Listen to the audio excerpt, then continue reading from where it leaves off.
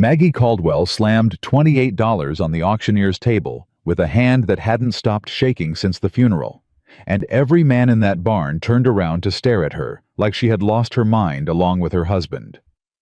The colt behind the rail was lame, scarred, and half-starved, and the crowd had already decided he was going to the rendering yard before sundown.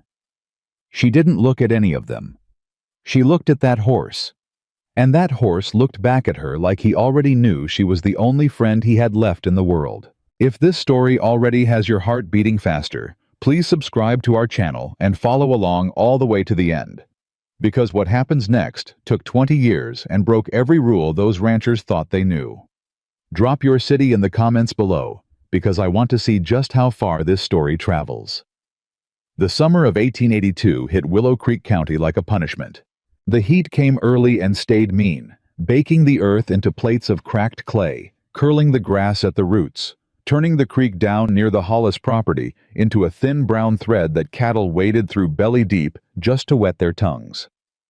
It was the kind of summer that made men irritable and women quiet, and everyone in the county feel like the land itself was holding a grudge. The Willow Creek Livestock Auction was the biggest event of the season, and men had been talking about it for weeks. Prize stallions were coming down from Laramie. A cattle baron named DuPont had shipped in 2 thoroughbred mares from back east that people said had papers going back 6 generations. There was money to be spent, and reputations to be built, and deals to be made over whiskey and handshakes, and the crowd that packed into Harlan Briggs's livestock barn that morning was loud and certain of itself in the way that only men with money in their pockets and contempt in their eyes can be. Nobody was paying much attention to the woman standing near the back rail.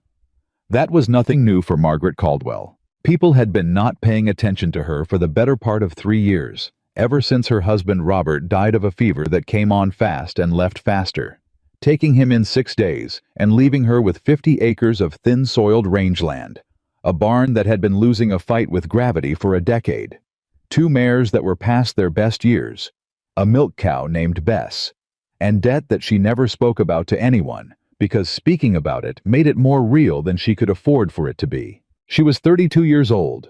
She wore the same dark dress she wore to every public occasion because it was the only one she owned that didn't have a working patch on the elbow. Her hair was pinned up under a hat that had seen better weather.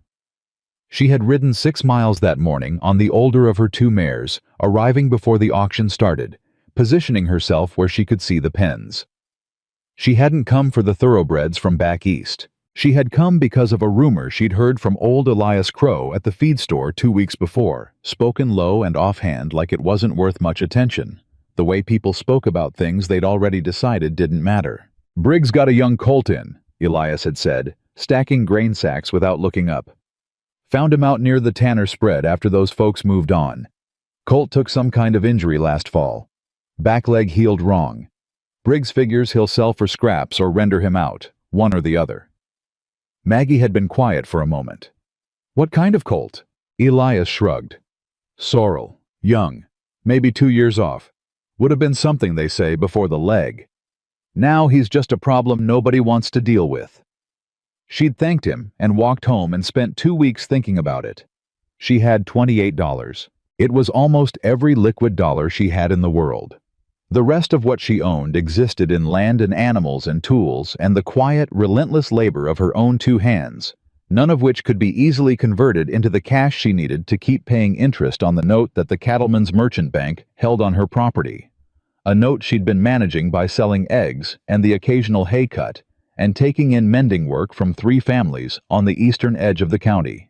$28 was not money she could afford to spend on a lame colt. She spent 2 weeks knowing that, and then she rode to the auction anyway. The colt came into the ring mid-morning, led by a teenage boy from Briggs's crew, who was clearly embarrassed to be doing it. The crowd that had been loud and engaged all morning went quiet in a different way. Not the quiet of attention, but the quiet of contempt, the kind of silence that falls when something beneath consideration is dragged into the light. How was a sorrel, just as Elias had said. Copper-colored, the kind of red gold that caught sunlight well, which you could tell even in the dim interior of the barn because the light falling through the high gaps in the siding hit him right. He was thin, not starved, but worked thin. the kind of lean that came from months of inadequate feed and stress. There were scars on his flank and across his withers, and his right rear leg moved wrong, a slight deviation in the hock that gave his walk a rolling, uneven quality that the crowd clocked instantly and dismissed just as fast. Men started talking before the auctioneer even opened his mouth.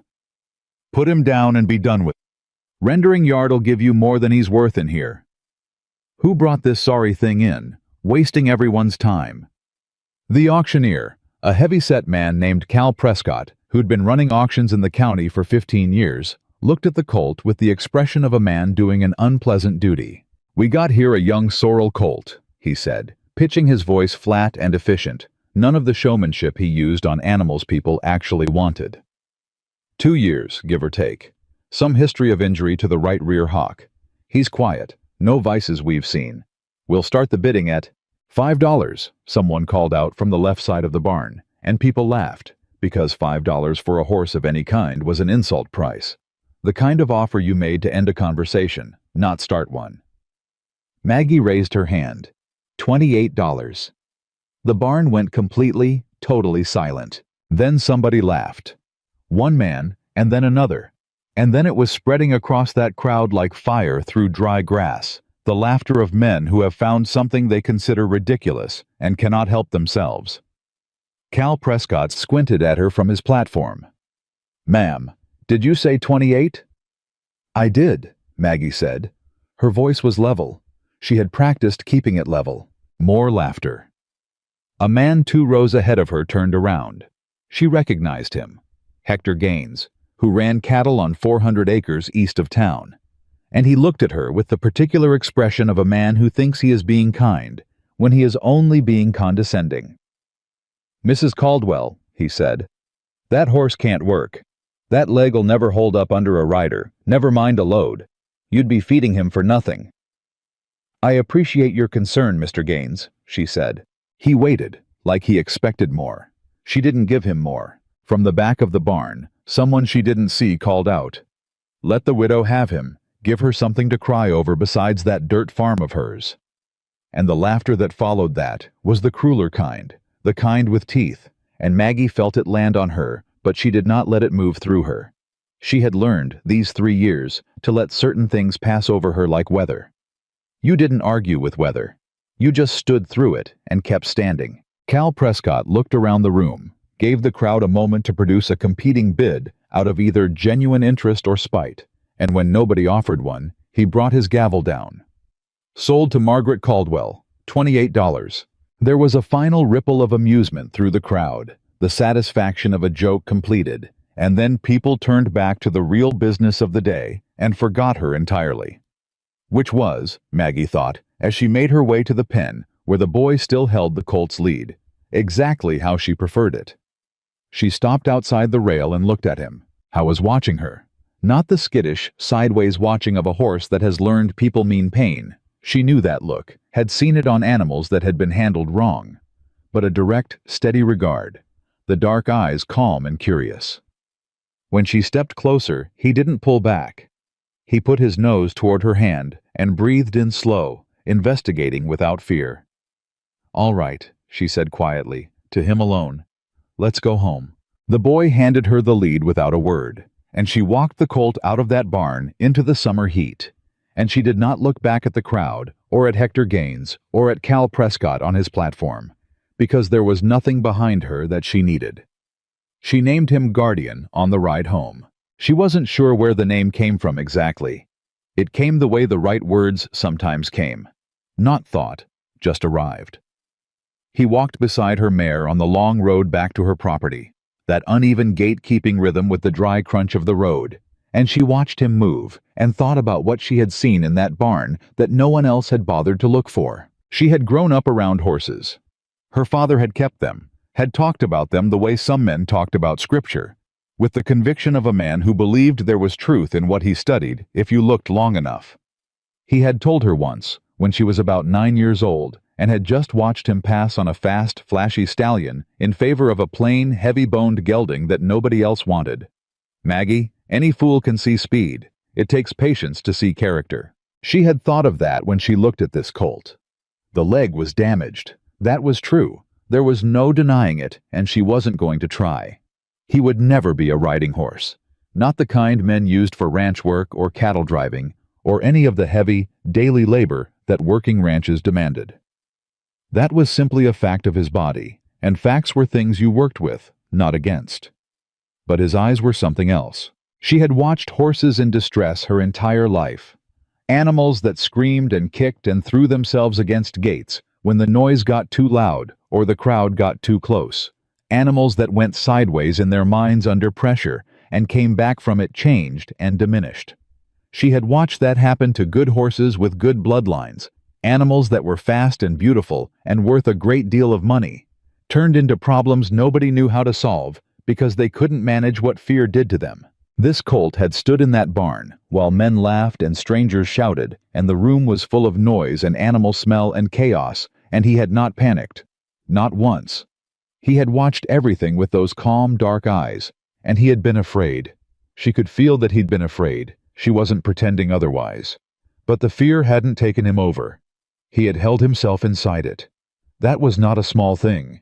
That was, in fact, a very large thing, if you knew what to look for.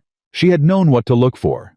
Nobody else in that barn had bothered. Her property sat at the end of a dirt track off the county road, 50 acres of grass and clay, and a creek that ran well in spring and thinned in summer, bordered on the north by the Gaines land, and on the south by a stretch of open range that nobody had claimed because the soil was considered poor.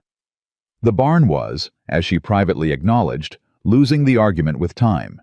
The south wall leaned. The roof had patches from 3 different repairs. The door on the east stall didn't hang quite right and had to be lifted to close. She had kept it functional through work and will and a certain refusal to accept that something couldn't be fixed. She put Guardian in the best stall, the one with the most light and the least draft, and she gave him hay and water and stood outside the stall watching him eat with the focused hunger of an animal who hadn't been fed enough for a while.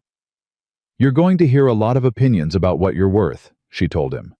"I'd recommend ignoring most of them." He kept eating. She took that as agreement. That first winter was the hardest, not because Guardian was difficult. He was, almost from the start, the easiest horse she'd ever worked with, quiet and willing and curious about everything she did, following her movements with those patient eyes when she worked in the barn, standing steady while she examined his leg and cleaned the old scar tissue and assessed what could and couldn't be helped. The leg was what it was. The bone had healed in a slightly altered line, which shifted the way his weight moved through his hock and would limit what he could carry and for how long. She accepted that, made note of it, and worked around it the way she worked around every limitation this land had ever presented her. The hard part was everyone else. Word got around the county, the way word always got around, faster and uglier in a small place than it needed to be. She'd bought the lame colt, $28. People mentioned it at the general store and at Sunday services and across fence lines when neighbors happened to meet on adjacent work. She heard the repetitions of it, second-hand and third-hand, filtered through Elias Crow and the widow Hanford, who lived 2 miles east, and the young woman who came by twice a month to sell eggs to the families on Maggie's road. "They're saying you've gone peculiar," the egg woman. Her name was Clara. She was maybe 20, with red-chapped hands and a directness Maggie appreciated, said one morning in late October, leaning on the fence post with a comfortable lack of self-consciousness. "Since Robert passed, I mean. They say grief'll do that to a woman, make her spend money she hasn't got on things that can't be fixed." "Is that what they say?" Maggie said. It wasn't really a question. "It is." Clara considered the colt, who was standing in the paddock watching both of them with that steady interest that Maggie was already coming to think of as his defining quality. "He's nicer looking than I expected." "He's much nicer looking than they expected," Maggie agreed. "What are you going to do with him, if you don't mind me asking?" Maggie was quiet for a moment, looking at Guardian, thinking about what she knew and what she suspected and what she couldn't yet prove. "I'm going to find out what he can do," she said finally, "instead of spending my time on what he can't." Clara thought about that. "That's a reasonable approach," she said, and drove her wagon back down the track, and Maggie stood there a moment longer before going back to work. It was a few weeks after that when Charles Whitmore came. She had heard of Whitmore the same way everyone in 3 counties had heard of Whitmore, as an accumulation of facts that added up to power. The largest horse operation in the region, 400 acres under deed and another 100 under lease. Horses sold to military contracts and cattle companies and wealthy ranchers from Wyoming to Texas. He had money and influence in quantities that most people around Willow Creek could barely conceptualize, and he used both with the efficiency of a man who had never found a reason to be gentle about anything. He came in a buggy driven by a man she didn't recognize, arrived mid-morning without sending word ahead, which was itself a statement. Only men who didn't think they needed to observe the courtesy of notice came without notice. He stepped down from the buggy with the ease of a large man comfortable in his own size and surveyed her property with the expression of someone taking inventory of something he was considering acquiring. I was perhaps 50, silver-haired, broad through the chest, wearing a coat that cost more than her monthly note payment. He looked at the barn and the paddock and the house, and then at her, and his expression shifted to something that tried to be pleasant and didn't quite make it. "Mrs. Caldwell," he said. "Charles Whitmore. I believe you've heard of me." "I have," she said. She did not offer her hand, and neither did he. "I've heard about your purchase at the Briggs auction, the lame sorrel colt." "Word travels," she said. "It does." He looked toward the paddock where Guardian stood. "I'd like to buy him from you." She waited. "I'll give you $40, Whitmore said. "More than you paid, more than he'll ever honestly earn you. You could clear what you paid and put the rest toward something useful." "He's not for sale," she said. Whitmore's expression stayed careful, the way a man's expression stays careful when he's decided to try a second approach before a third. "Mrs. Caldwell, I don't think you understand what you have there. That colt's leg will never support real work. He's going to eat your feed and give you nothing back. It's a bad investment." "You came 6 miles to tell me I made a bad investment," she said. "I came to offer you a way out of one." "I don't need a way out," she said. "I need you to get back in your buggy." Something shifted in his face then, something small and cold that passed through and was smoothed away again almost immediately. But she caught it. She was good at catching things people thought they were hiding. "You're a proud woman," he said. "I can respect that. But pride doesn't pay notes." "No," she agreed. "Hard work does. I've been managing it fine. Good day, Mr. Whitmore." He looked at her for a long moment, the kind of look that was meant to make a person feel the weight of what they were declining. And then he nodded once, precise and cold, and turned and walked back to his buggy. She stood and watched until the buggy rounded the bend out of sight. Then she went back to the barn and checked on Guardian's water and stood with him for a while in the quiet, thinking about that cold thing she'd caught moving through Whitmore's face. Thinking about what it meant that a man of his standing had come personally, in the middle of a working morning, to make a low offer on an animal everyone else in the county considered worthless. "He knows something," she said to Guardian. Guardian moved his nose across her arm, slow and deliberate. "Or he suspects something," she said, "which might be worse for him when it comes out." She didn't know yet what she was going to do with Guardian's bloodline. She had an idea, the shape of a possibility she'd been turning over since the auction, something that depended on whether her instinct about his temperament was correct, and whether that temperament could be reliably passed on. It was too early to say. She needed time, and she needed someone who understood breeding the way she understood land, deeply and without illusion. She thought she knew who to ask. Samuel Whitaker had retired from active ranching 4 years earlier, at the age of 66, and lived now on the western edge of the county in a house he'd built himself in a younger decade, surrounded by more books about horses than most men in the county had ever read in their lives on any subject. He had spent 40 years breeding working horses, not racing horses, not show horses, but the kind of animals that built the West, reliable, steady, strong-minded, the horses that ranchers and drovers and cavalry officers trusted with their lives and their livelihood. He hadn't been to an auction or a stock sale in 2 years, and he didn't take visitors he hadn't invited, and the county had largely left him alone out of a respect for his privacy that was mixed in about equal parts with a vague sense that he'd seen through most of them, and they'd rather not be confirmed in that impression. Maggie rode to his place on a Thursday morning in November, the first frost already settling a thin white edge on the grass, and knocked on his door with the directness of a person who doesn't have time for hesitation. He opened it and looked at her for a moment with the eyes of a man accustomed to sizing up animals and people with the same careful economy. "Mrs. Caldwell," he said, "I heard you did something interesting at the Briggs auction. I'd like your opinion on what I bought," she said. He considered her. "Come back Saturday," he said. "I'll come out to your place and look at him myself." He came on Saturday, drove his own wagon out, arrived before she'd finished morning chores, and went straight to the paddock without small talk. She stood back and watched him watch the colt. Samuel Whitaker. Watching a horse was a different thing from anyone else watching a horse. He went still in a way that was almost absolute, standing at the rail without fidgeting or talking or shifting his weight, just observing with the kind of concentrated patience that comes from decades of understanding that what you're looking for will show itself if you wait long enough. Guardian watched him back with equal steadiness. After about 10 minutes, Samuel turned to her. "How's the leg?" he asked. "Healed wrong. He'll never carry a working rider. He moves well enough at a walk over flat ground." "How's his mind?" "You've been looking at it for 10 minutes, she said. He almost smiled. "He's calm," he said. "Genuinely calm, not just trained quiet. There's a difference. A trained quiet horse goes sideways when the training hits its limits. This one," he paused, looking back at Guardian. "This one is thinking. You can see it. He's assessing, not reacting." "That's what I saw," she said. "That kind of mind is inheritable," Samuel said. "It's not common, but it runs in certain bloodlines. When you breed it consistently, when you select for it deliberately over generations, you can produce horses that reliably carry it.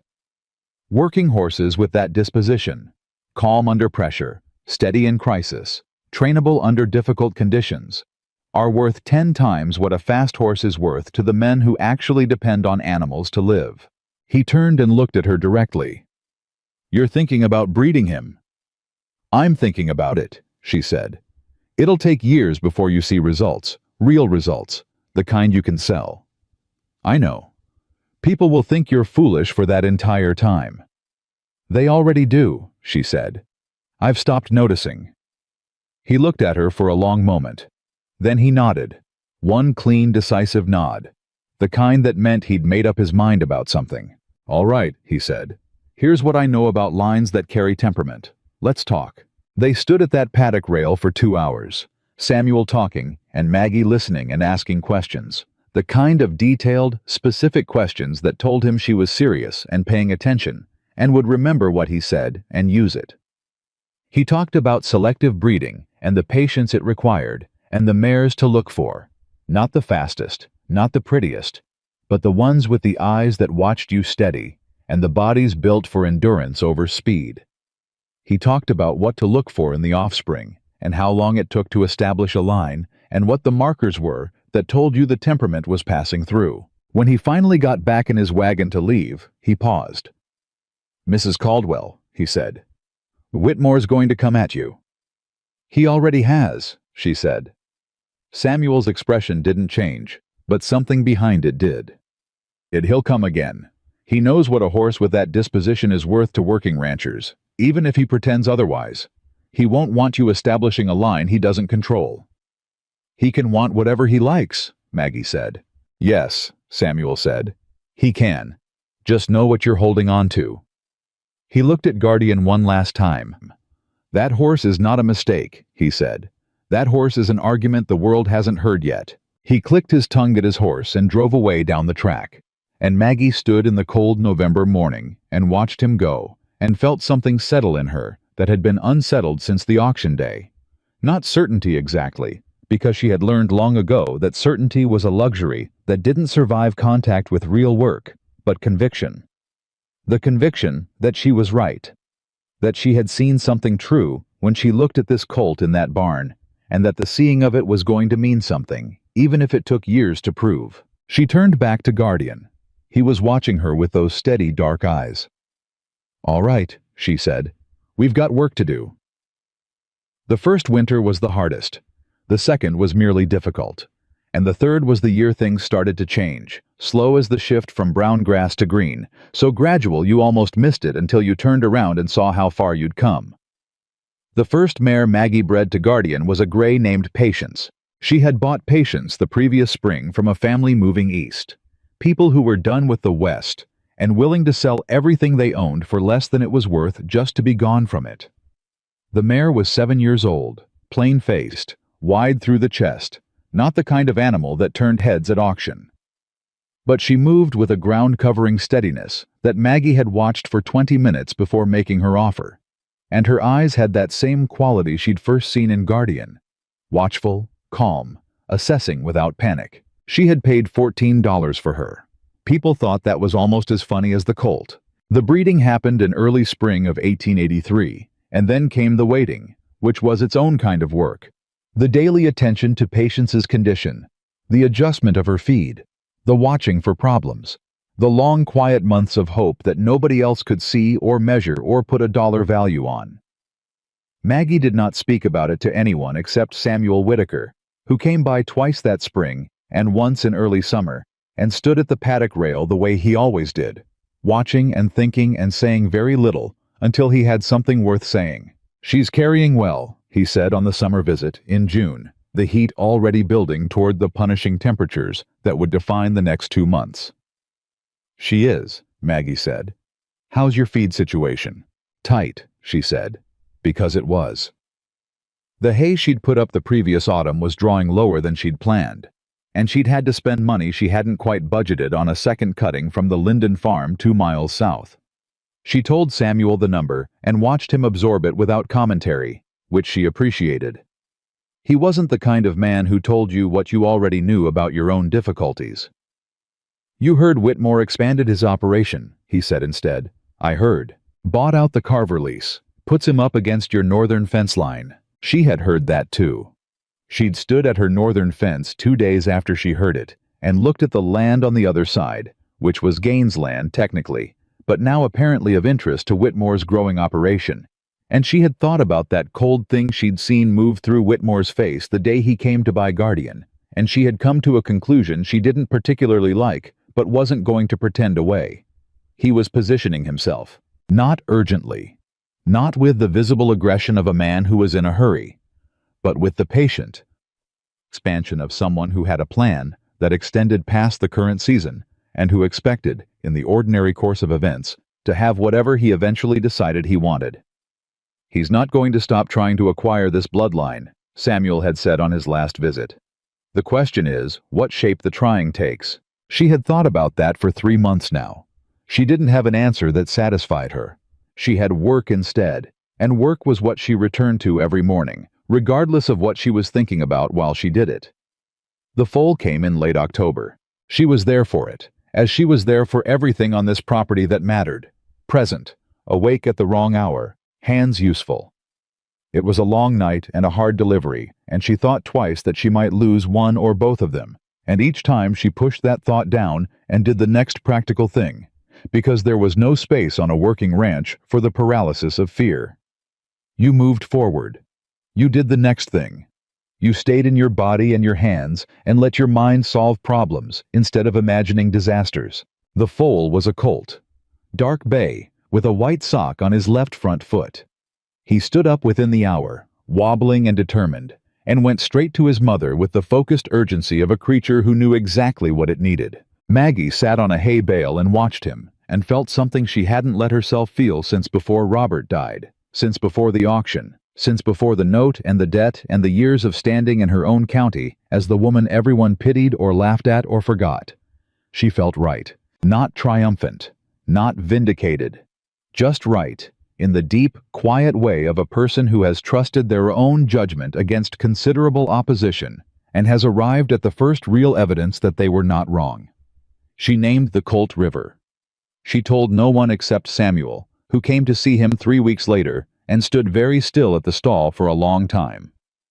"Watch the way he responds to sound," Maggie said. Samuel was already watching.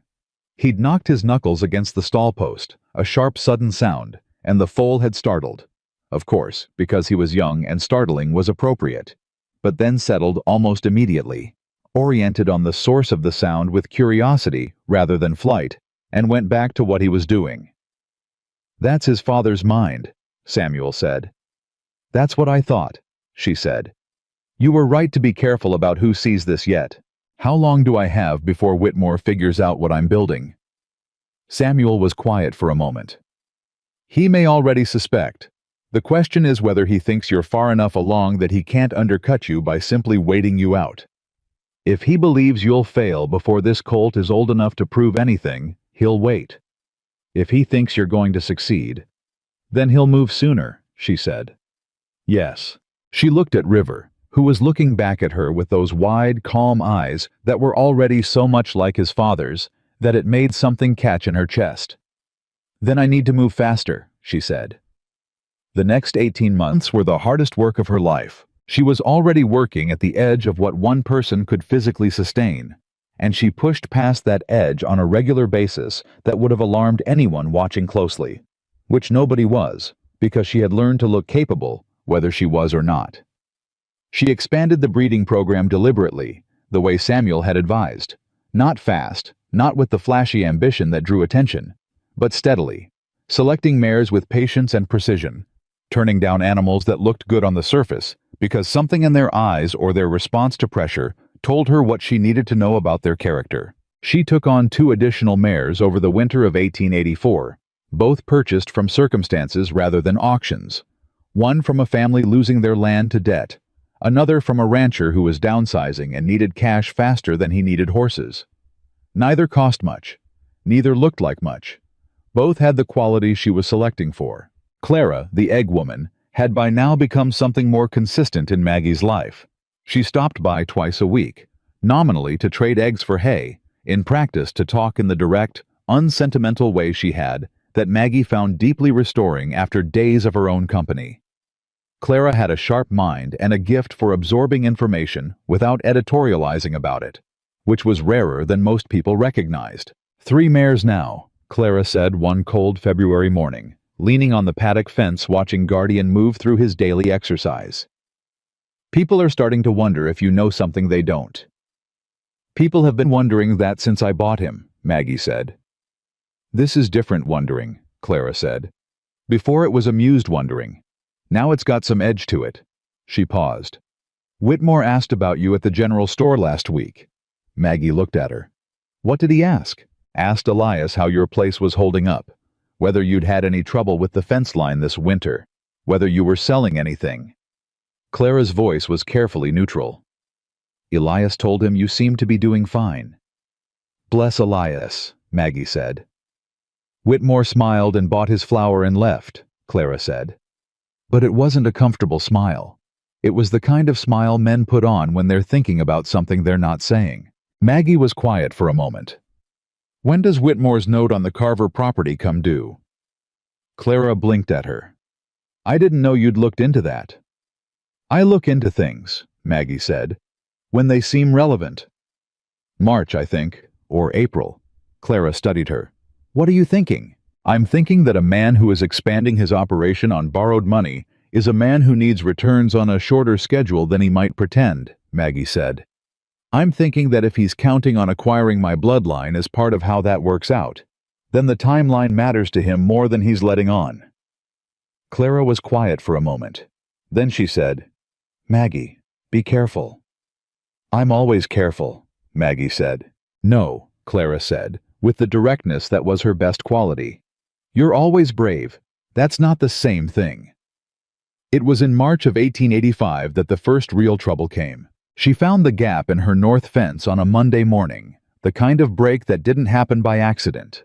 2 posts pulled clean, the wire cut and laid back in a way that looked almost deliberate in its neatness, like someone who wanted the gap to be noticed but not immediately recognized as intentional.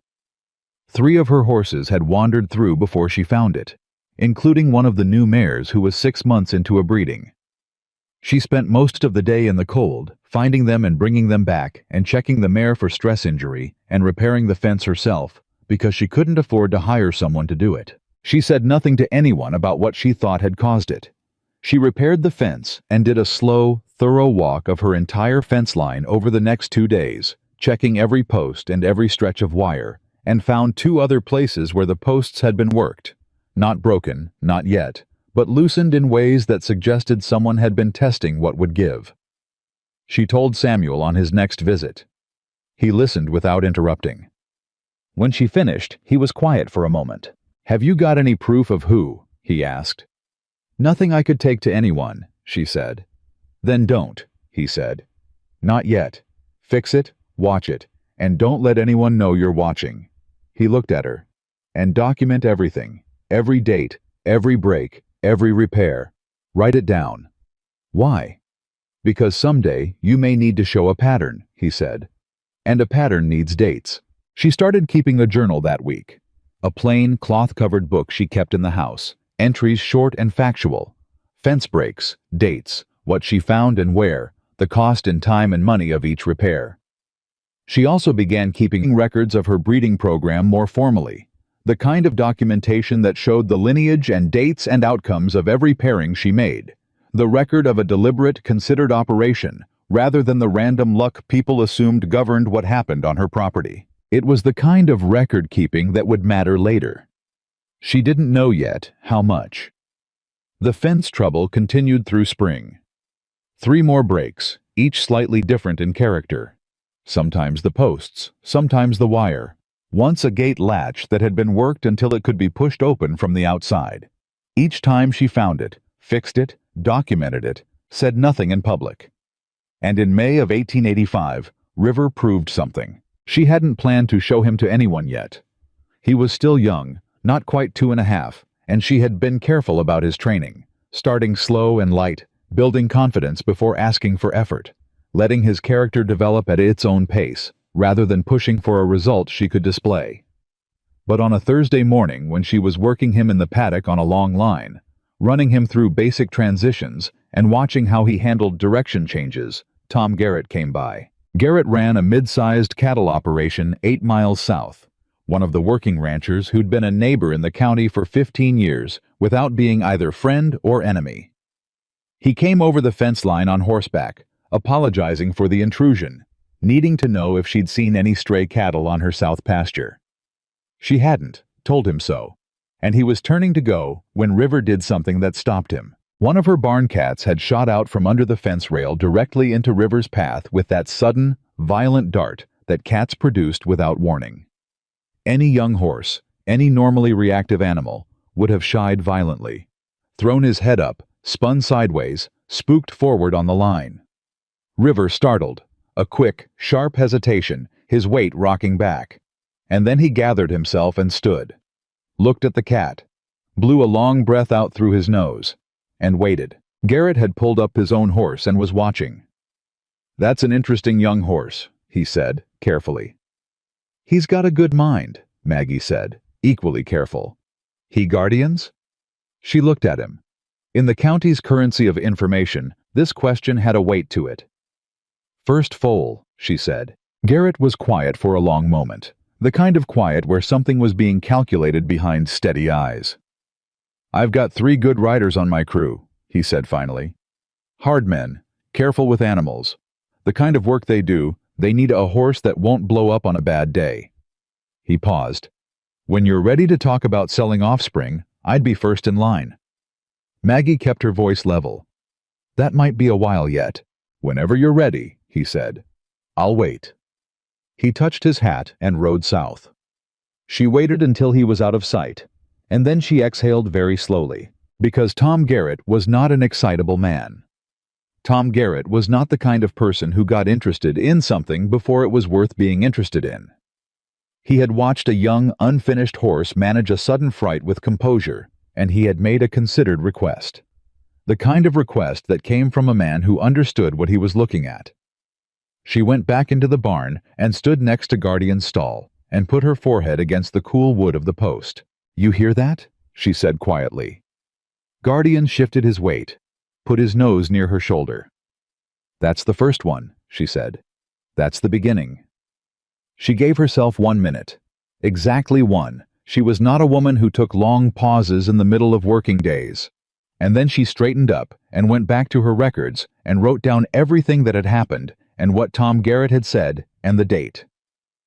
June 1885 was when Whitmore came back. He came alone this time, no driver, riding himself, which was different from before. The buggy and the driver had been a statement of status, and the riding himself was a different kind of statement, something more direct, the signal of a man who had decided to move from one mode to another. He rode to her front yard and dismounted without being invited, and looked at her with an expression that had shed the surface pleasantness she'd seen before, down to something more efficient underneath.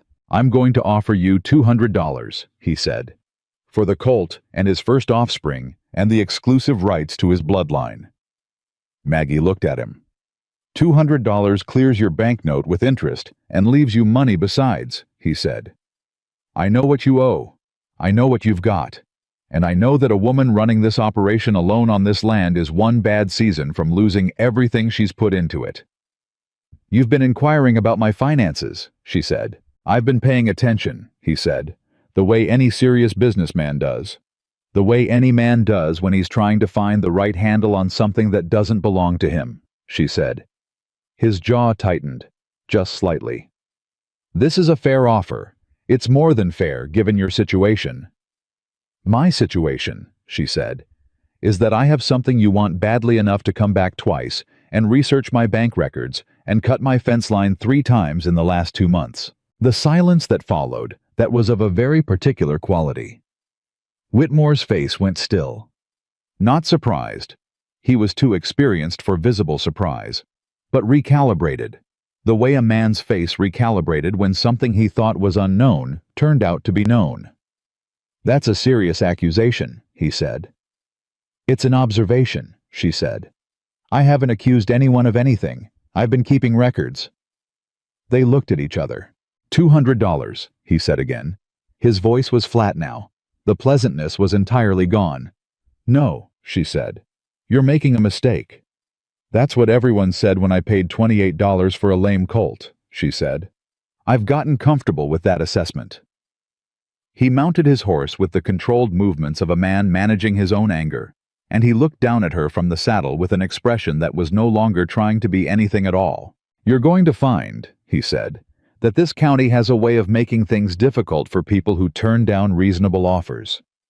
"I expect I'll manage," she said. He rode out. She went inside and sat down at her table and wrote down every word of the conversation, the date, the time, what he said and what she said, the exact phrase about the county having a way of making things difficult, because a threat you could document was different from a threat you couldn't. Then she got up and went back to work. Because the foals were growing, and the mares needed attention, and River was developing into something she was more certain of every week, and the work was the only thing she was absolutely sure no one could take from her as long as she was standing upright and her hands were working. She was still standing. She intended to keep it that way. What she didn't know yet, couldn't have known, was that Whitmore's next move wasn't going to be about fence lines or polite offers or thinly veiled threats. His next move was going to be about paper. And paper, in the hands of the right man with the right connections at the Cattleman's Merchant Bank, could do things that fence wire and intimidation never could. The letter arrived on a Thursday morning in August. It came from the bank, and when Maggie read it, standing in her kitchen in the early light with the coffee going cold on the stove, her hands stayed steady. She was a woman who had learned to keep her hands steady. But something in the center of her chest went very, very quiet. The bank was calling her note. Not at the scheduled date, not at the end of the agreed term.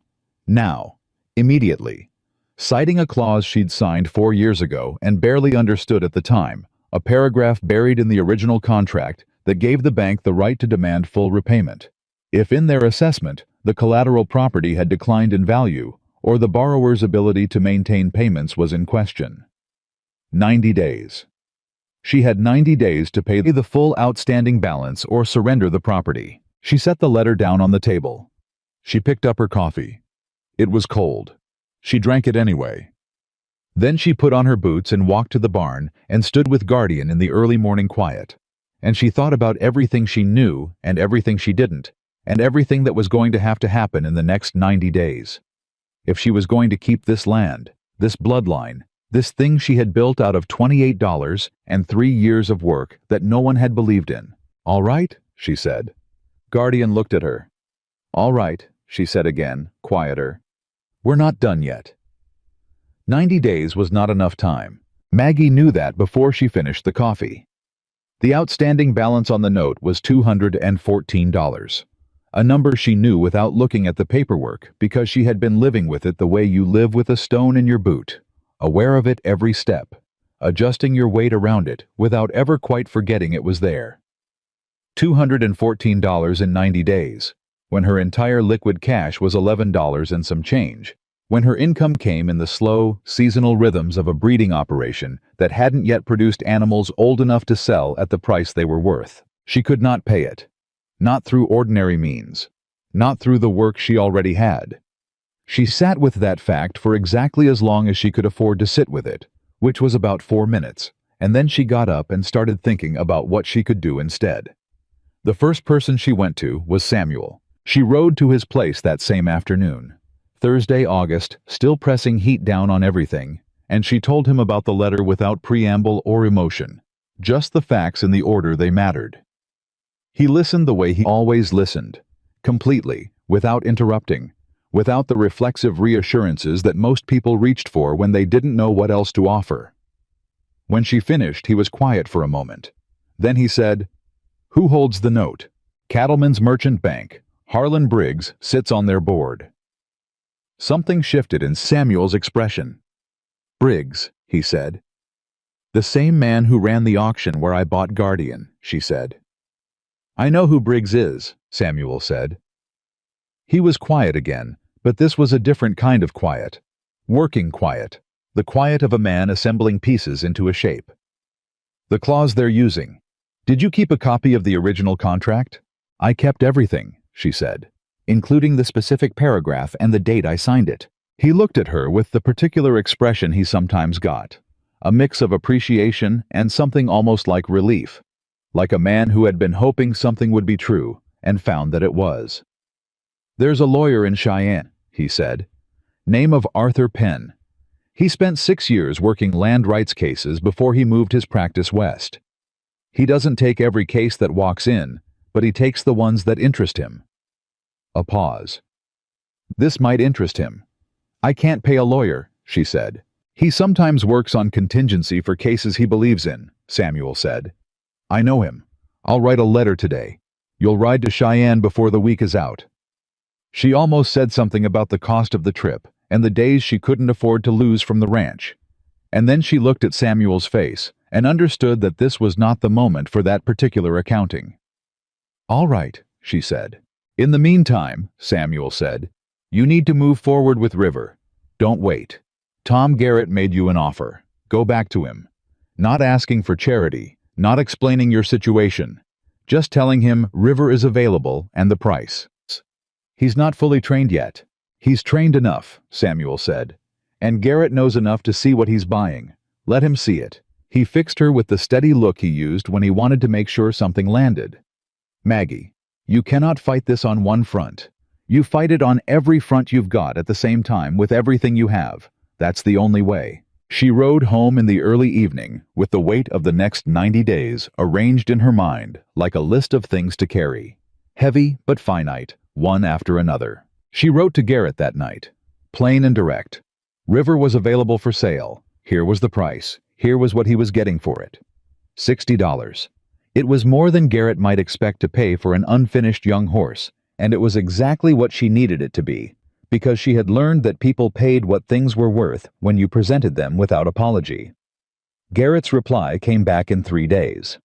Yes, he'd come Saturday to look at River one more time, and if the horse was as he remembered, he'd bring the money. She spent Friday working River harder than she had in weeks, not to show off, but to assess, to know with certainty what she was selling, and whether it was what she'd said it was. River responded to everything she asked with the focused willingness that she had come to understand was his defining inheritance from his father. Not flashy, not dramatic, just absolutely present and reliable. The quality that looked like nothing until the moment it was everything. On Saturday, Garrett came.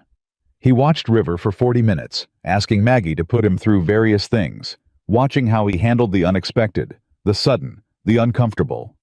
At the end, he stood with his arms crossed and his hat pushed back and looked at the horse, the way a man looked at something he'd already decided about but wanted to feel certain of. $60, Garrett said. $60, she confirmed. He paid her in cash, which she had asked for, and which he produced without comment. The bills counted out on the top of her fence post in the August heat. She put the money in her coat pocket and shook his hand and watched him lead River out of her paddock for the last time. It hurt more than she expected. She hadn't expected it to hurt at all. River was inventory. River was the first proof of what she was building. River was a sale that needed to happen. But he turned his head at the gate and looked back at her with those calm, dark eyes, and she felt the loss of him as something physical, a pulling, the way a wound pulls when you move wrong. She let herself feel it for the length of time it took Garrett to ride out of sight. Then she went inside and added $60 to $11 and some change and looked at what she still needed and started thinking about what came next. The trip to Cheyenne took 3 days round. She left Monday before dawn, riding the older mare because the younger one was in foal, and she wouldn't risk her on a long road trip.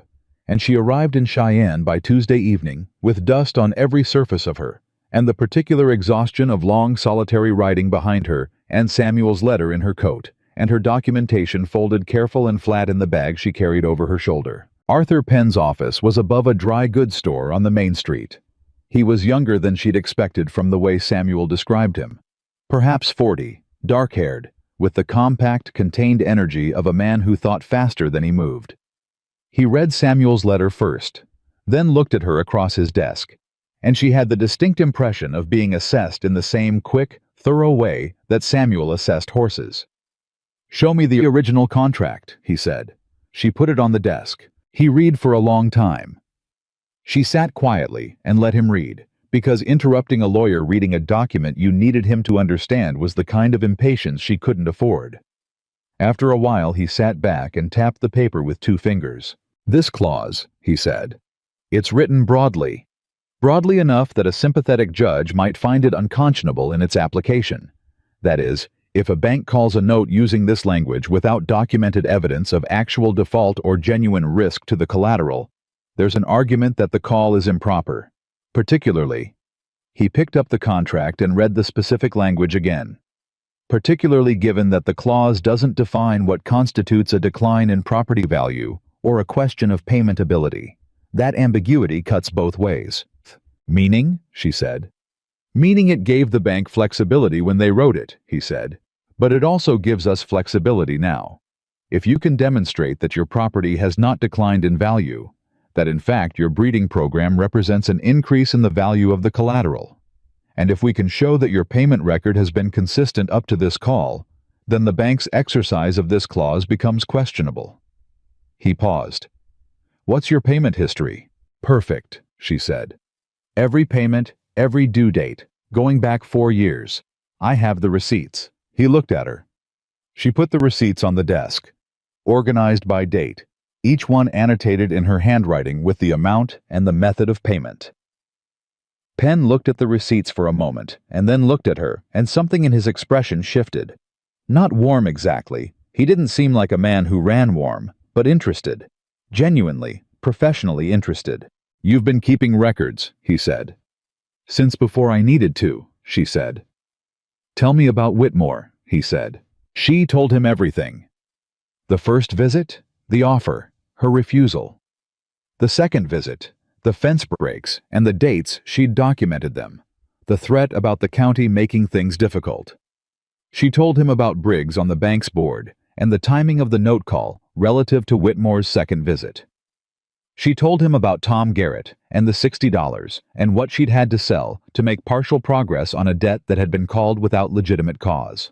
Penn listened without writing anything down, which initially concerned her and then stopped concerning her as she understood that he was the kind of person whose memory was his filing system. When she finished, he was quiet for a moment.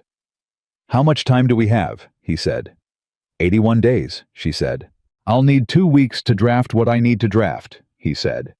Then I'll need to file it with the territorial court in a way that creates a formal record before the 90 days expires. That gives us a procedural argument, even if the substantive one takes longer to resolve." He looked at her steadily.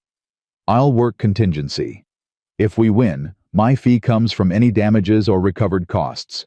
If we lose, you owe me nothing. Samuel's recommendation is sufficient for that."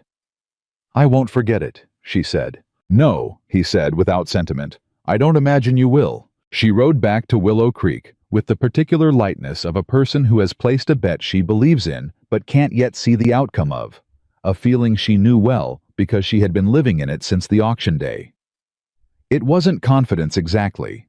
It was the knowledge that she had done the thing she could do and done it well, and now other things had to happen that she couldn't control. And what she could control was how she managed herself while she waited. Clara was waiting at her property when she got back Thursday evening, sitting on the fence post in the last light with an expression that meant she had something to say and had been holding it. "Whitmore was at the general store again," Clara said. "He told Elias that he'd heard you were having financial difficulties, that he felt sorry for you, that it was a shame when a woman alone couldn't make a go of it." Her voice was careful and flat, the way Clara's voice got when she was managing her own anger on someone else's behalf. "He said he hoped someone would be able to help you out before things got too bad." "He said that publicly," Maggie said. "Loud enough that 4 people heard it, and 3 of them will repeat it," Clara said. Maggie stood with that for a moment. Whitmore was building a narrative. He was placing his version of events in the county's consciousness before the real events could contradict him, so that when she lost her property, as he clearly expected her to, the story would be that it was inevitable, that he had tried to help, that she had made her own choices and arrived at her own end. He was preparing for the aftermath. The arrogance of that made something hot move through her chest, which she noted and set aside. "He thinks it's already decided," she said. "He's acting like it is," Clara said. "That's useful," Maggie said. Clara looked at her. "How is that useful?" "Because a man who thinks he's already won stops watching for what he hasn't anticipated," she said. "I need you to do something for me. Can you get word to Tom Garrett without it going through the general store?" Clara thought about it. "His wife comes to the milliner's on Wednesdays. I can be there Wednesday." "Good," Maggie said. "Tell him I need to speak with him. At his place, not mine. Tell him it's about horses." It was always about horses. That was the thing people kept missing. It was only ever about horses and what they were worth, and who understood what worth meant and what it cost to build something real from nothing, in a land that gave very little away for free. 3 weeks after Maggie returned from Cheyenne, she met with Tom Garrett at his ranch. She brought her breeding records. She spread them on his kitchen table and walked him through the documented lineage and temperament assessments of every animal in her program: Guardian's history, River's development, the 2 new mares and their assessed qualities, the projected outcomes of the current breeding season.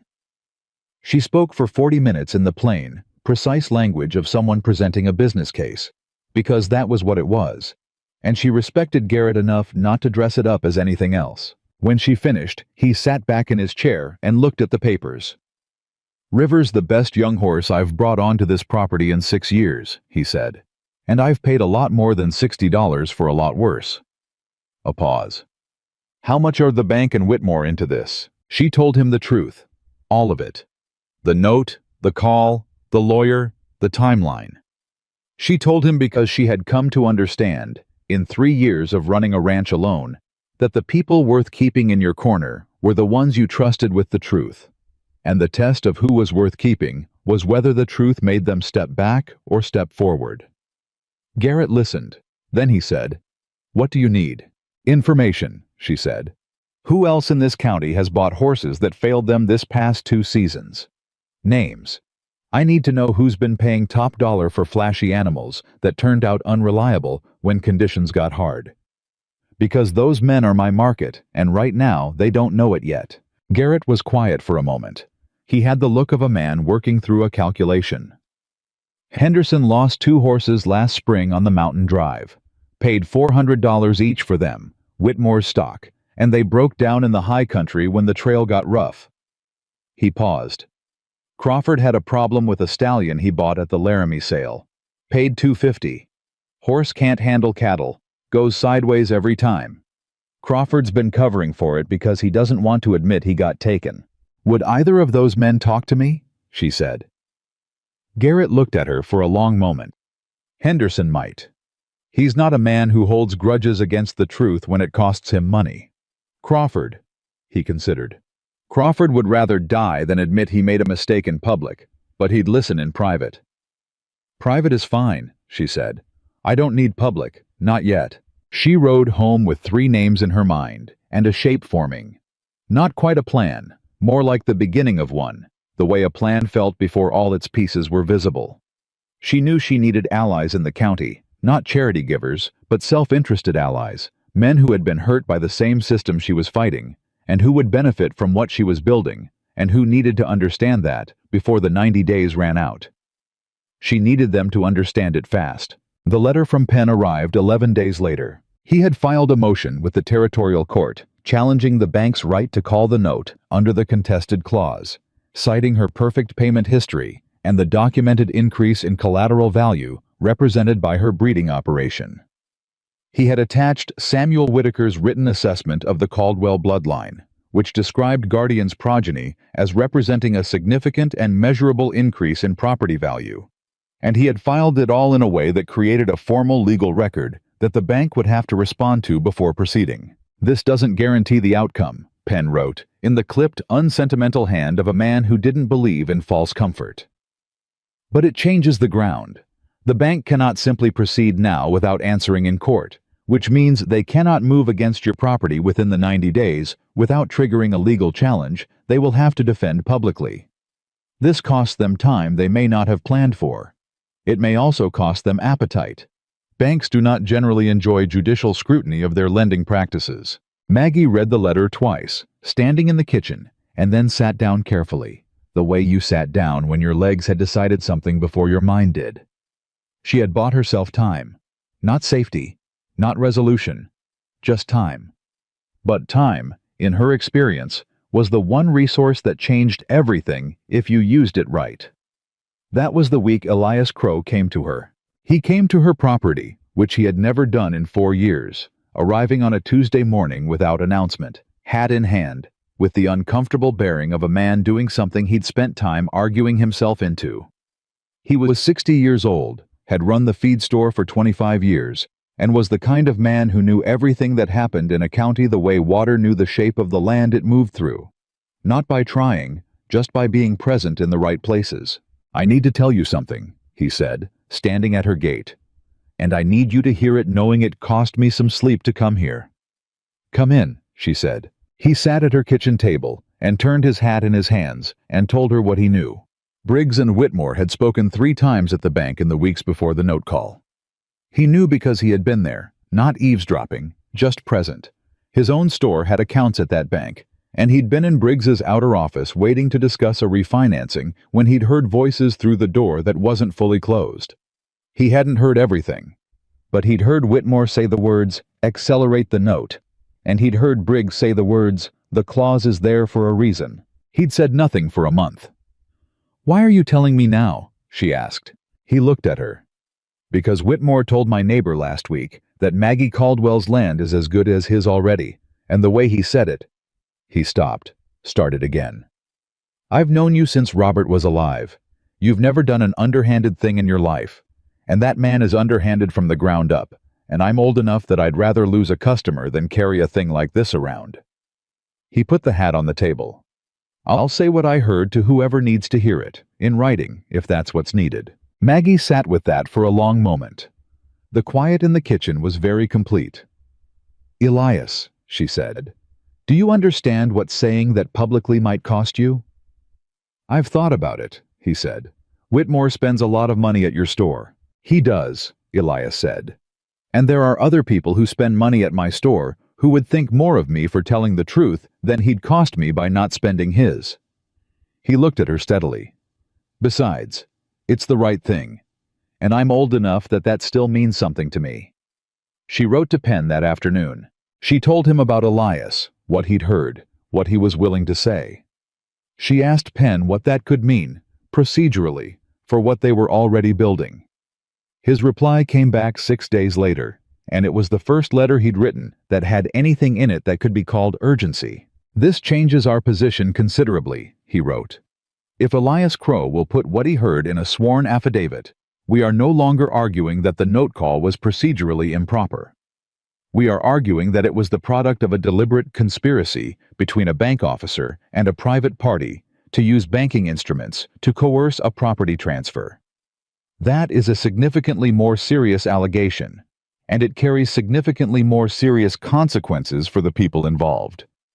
A pause in the writing, then, "Bring Mr. Crow to Cheyenne. Do it soon. We have 44 days.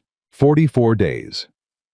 She read that number and felt her chest compress and then expand, the physical sensation of a person who has been holding their breath for a long time and has just remembered they can breathe. She went to the barn that evening. She stood with Guardian in the quiet of the early dark, her hand on his neck, his breath slow and steady against the air. 44 days. Everything had to happen in 44 days. Penn had to file. Elias had to swear. The court had to act.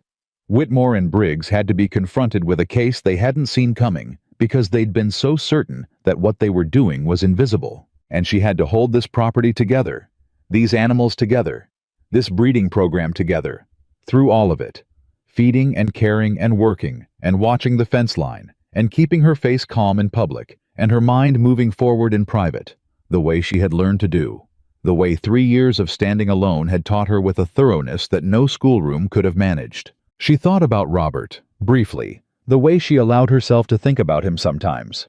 Not the grief, which she had worked through to a place she could live with, but the particular quality of his belief in her, the way he had looked at her sometimes like she was something the world hadn't fully understood yet. She thought she was maybe starting to prove him right. 44 days, she said to Guardian. He turned his head and looked at her with those steady, dark eyes, and she put her forehead against his neck and stayed there for a moment, just breathing, just letting the warmth of him and the slow rhythm of his breathing be the thing she held on to. Then she straightened up. Then she went back to work. Elias Crow had never been to Cheyenne in his life. He told Maggie that on the morning they left, sitting up on the wagon seat beside her with his good hat on and his hands folded in his lap, like a man preparing for something he'd decided not to reconsider. He had closed the feed store for 3 days, put a handwritten sign on the door that said family business, and told exactly no one where he was going or why. He was 60 years old, and his knees ached in the cold, and he had brought a small bag with a change of shirt and a Bible. He hadn't opened in 4 years, but still apparently needed to have with him when he went somewhere unfamiliar. "You don't have to be nervous," Maggie told him. "I'm not nervous," he said. "I'm considering." "Considering what?" "Whether I'm doing the right thing." A pause. "I believe I am. I'm just considering it again to make sure." She let him consider. She understood the process. She had spent 3 years considering things she was already certain of, because certainty without examination was just stubbornness, and she had no use for that. They made Cheyenne by late Tuesday afternoon, and Penn had them in his office by Wednesday morning. He was as Maggie remembered him.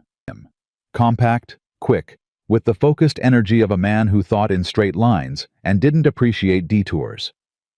He shook Elias's hand, sized him up in about 4 seconds, and sat him down across from the desk with the courteous efficiency of someone who respected what another person was risking without needing to make a production of it. "Tell me exactly what you heard," Penn said. "Not what you think it meant, not what you assumed. Exactly what you heard, in the order you heard it," Elias told him. Slowly, carefully, with the precision of an older man who understood that the exact words mattered, and who had been replaying those words in his head for a month. Whitmore's voice, low and certain. "Accelerate the note." Briggs's reply, through the door. "The clause is there for a reason." Then a longer exchange he couldn't make out clearly, and then Whitmore again. "She won't have the cash, and we both know it." Penn listened without moving. When Elias finished, Penn said, "Will you swear to that in an affidavit?" "That's why I'm here," Elias said. Simply, without drama. The way honest men said honest things. Penn looked at him for a moment. Then he nodded. "All right. My clerk will take the sworn statement this afternoon. I'll have the affidavit ready for your signature by tomorrow morning. You'll be back home by Thursday evening." Elias looked at Maggie. "That's it?" "That's the beginning of it," Penn said. "The rest happens in the courtroom." The affidavit was filed with the territorial court on a Friday. Penn filed it as a supplement to the existing motion, now formally characterized as a challenge to the legitimacy of the note call on grounds of bad faith and collusion between a bank officer and an interested third party.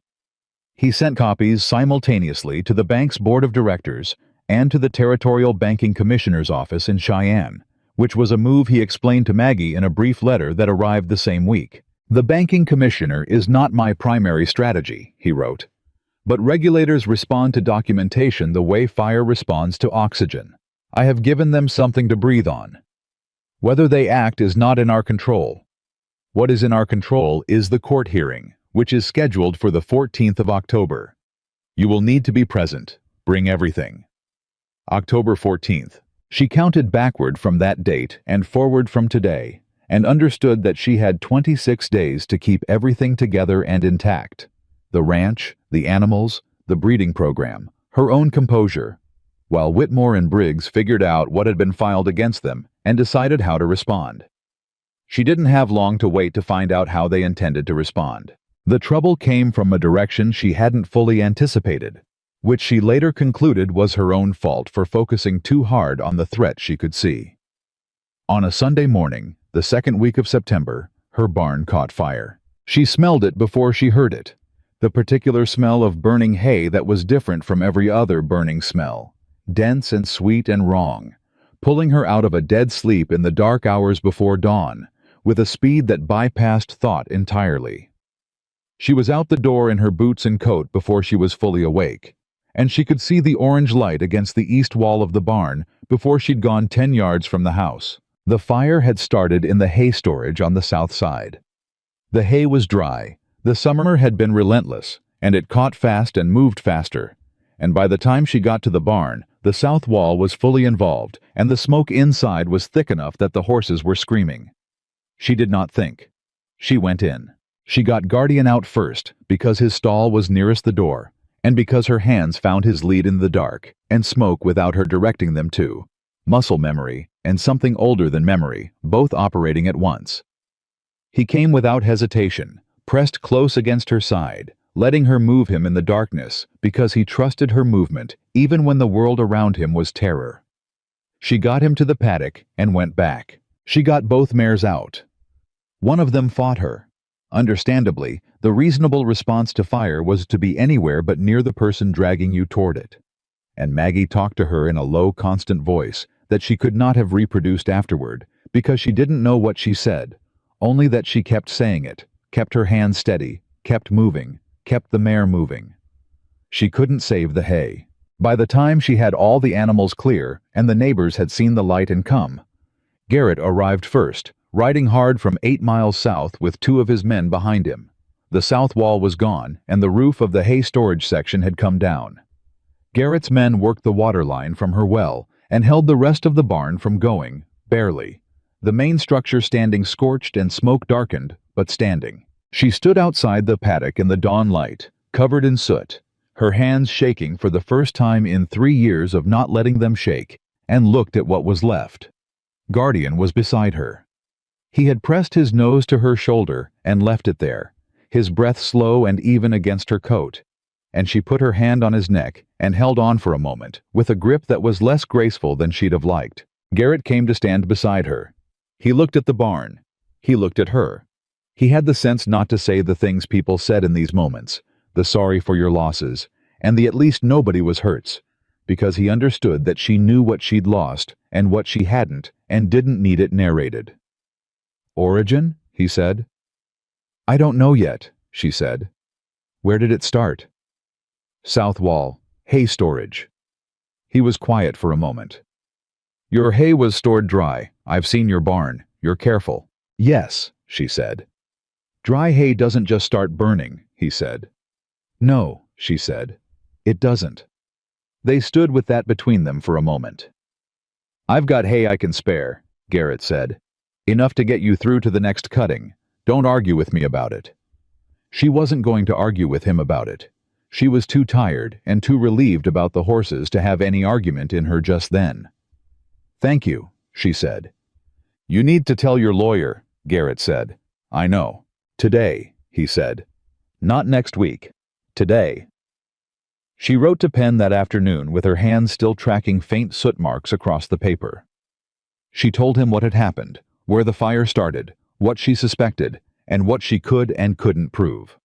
She told him the horses were safe. She told him her hay was gone, and her south barn wall needed rebuilding, and she had 23 days until the court date. His reply came back in 4 days, which was the fastest she'd ever heard from him, and it told her something about how he was reading the situation. "The fire changes nothing legally, but changes everything practically," he wrote. "It tells us that someone is feeling pressure and responding to it in ways that cross lines they might not have planned to cross. Desperate pressure produces desperate action. Desperate action produces mistakes. Document everything about the fire, the origin point, the time, the witnesses, what was lost, the cost of the loss. Add it to the record. And then get yourself to that courtroom on October 14th intact. That is the only thing that matters now." She documented everything. And then she did something else. Something Penn hadn't suggested, but that she'd been thinking about since Garrett left that morning. She went to Henderson. Franklin Henderson ran 300 acres, 12 miles north, and had lost 2 horses on a mountain cattle drive the previous spring. Whitmore's horses, as Garrett had told her, animals that had cost him $400 each and had failed him in the high country when conditions got hard and lives were depending on them. She had never spoken to Henderson personally. He was a large, quiet man with a reputation for self-reliance that sometimes crossed into stubbornness, and she had not been certain, when Garrett named him, that he would be willing to talk to her. But the fire had clarified something for her. Whitmore was not going to stop. The note call, the fence breaks, the fire. These were not separate incidents. They were a campaign, the systematic dismantling of everything she had built. And the only thing that was going to stop it was a case so solid and so well documented that even a man with Whitmore's influence couldn't push through or around it. And for that, she needed more than Elias's affidavit and her own records. She needed men who had been hurt by Whitmore's dishonesty in ways that could be demonstrated in public. She needed Henderson. She rode to his place on a Tuesday. He came to his door and looked at her with the careful expression of a man who had heard her name associated with the word trouble and wasn't sure what kind of trouble she carried. "Mrs. Caldwell," he said. "Mr. Henderson," she said. "I need 20 minutes of your time, and I need to talk to you honestly. May I come in?" He stepped back from the door. She sat at his kitchen table, and she told him everything. All of it. The auction, Guardian, the breeding program, the note call, Elias's testimony, the fire. She told it straight and fast without softening it or asking for sympathy, because what she needed from Henderson wasn't sympathy. She put her documentation on the table, the breeding records, the payment receipts, Penn's filed motions, Elias's affidavit, and she let him read what he needed to read, and she sat quietly while he did. When he looked up, his expression had changed. Not soft. Henderson was not a soft man, but different. The careful wariness had been replaced by something that was closer to recognition. "The 2 horses I lost," he said. "They were Whitmore's." "I know," she said. "He told me they were the finest working horses in the region. He charged me accordingly." His jaw tightened. "They broke down on the 3rd day in the high country. I had men depending on those animals, and those animals failed. I nearly lost a rider." "Will you say that to a judge?" she said. He was quiet. "Not to help me," she said. "I'm not asking you to help me. I'm asking you to tell the truth about what happened to you, because the same man who sold you horses that weren't what he claimed is trying to take my property through a bank. He has influence over, and a fire that started in my hay storage on a windless night." She looked at him directly. "I think you know what windless nights and dry hay mean." Henderson looked at the table. His hands, big and work-roughened, were still on the surface of it. "My wife said I should have said something when it happened," he said quietly. She said a man who'll sell you bad horses and call them good ones is a man who'll do worse to someone who can't fight back as easy as I can. Maggie didn't say anything. She was right, he said. He looked up. When's the court date? October 14th. I'll be there, he said. She rode home with something in her chest that she hadn't felt in weeks.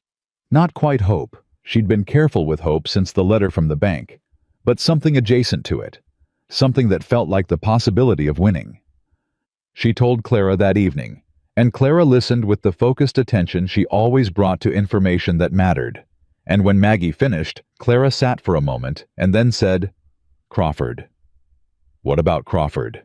"You said Garrett mentioned Crawford, the man who bought the stallion that couldn't work cattle." Clara's voice was thoughtful. "Garrett said he was too proud to admit it publicly, but you've got Henderson now. If Crawford hears that Henderson is going to court, a man will sometimes do in company what he won't do alone," Maggie said. "Exactly." Clara looked at her. "Let me talk to his wife." "Clara, she comes to the milliner's on Wednesdays," Clara said. "I know her. She's a practical woman. She will understand what this means for their family if Whitmore continues unchecked in this county." A pause. "Let me talk to her." Maggie looked at her for a moment. Clara, at 22 or 23, with her red-chapped hands and her direct eyes and her absolute willingness to walk into a conversation that needed having. "All right," Maggie said. "Talk to her." Crawford came to Maggie's property on a Saturday morning, arriving without his wife, but with the slightly deflated bearing of a man who has been talked into something by someone who was right. He was perhaps 45, heavy-set, with the particular kind of pride that made admitting mistakes physically uncomfortable. He sat across from Maggie at her kitchen table and looked at her documentation with the expression of a man reading a bill he'd rather not acknowledge. "I paid $250 for a horse Whitmore told me was trained for cattle," he said. "Horse goes sideways every time cattle are near. Every time. I've had him 18 months and it hasn't improved." "Has anyone else seen it?" Maggie asked. "My whole crew," he said. 3 men. They've all seen it." "Will they say so?" He was quiet for a moment. "If I go to that court date, they'll go." She waited. "I'll go," he said. It cost him something to say it. She could see it costing him. She didn't make it worse by being gracious about it, because Crawford wasn't a man who wanted grace in that moment. He wanted it treated like the practical decision it was. "I appreciate it," she said, simply, and moved on. October 14th arrived on a cold, clear morning that felt like the kind of morning that had been arranged by something beyond weather. Maggie had ridden to Cheyenne the day before with Samuel, who had insisted on coming and whose insistence she had not resisted, because she was practical enough to understand that having Samuel Whitaker present in that courtroom, with his 40 years of knowledge and his reputation intact, and his written assessment of the Caldwell bloodline already in the record, was better than not having him there. He sat beside her in Penn's office the evening before the hearing, while Penn went through what was going to happen and what each of them needed to do and not do. "You'll be questioned about your breeding records," Penn told her.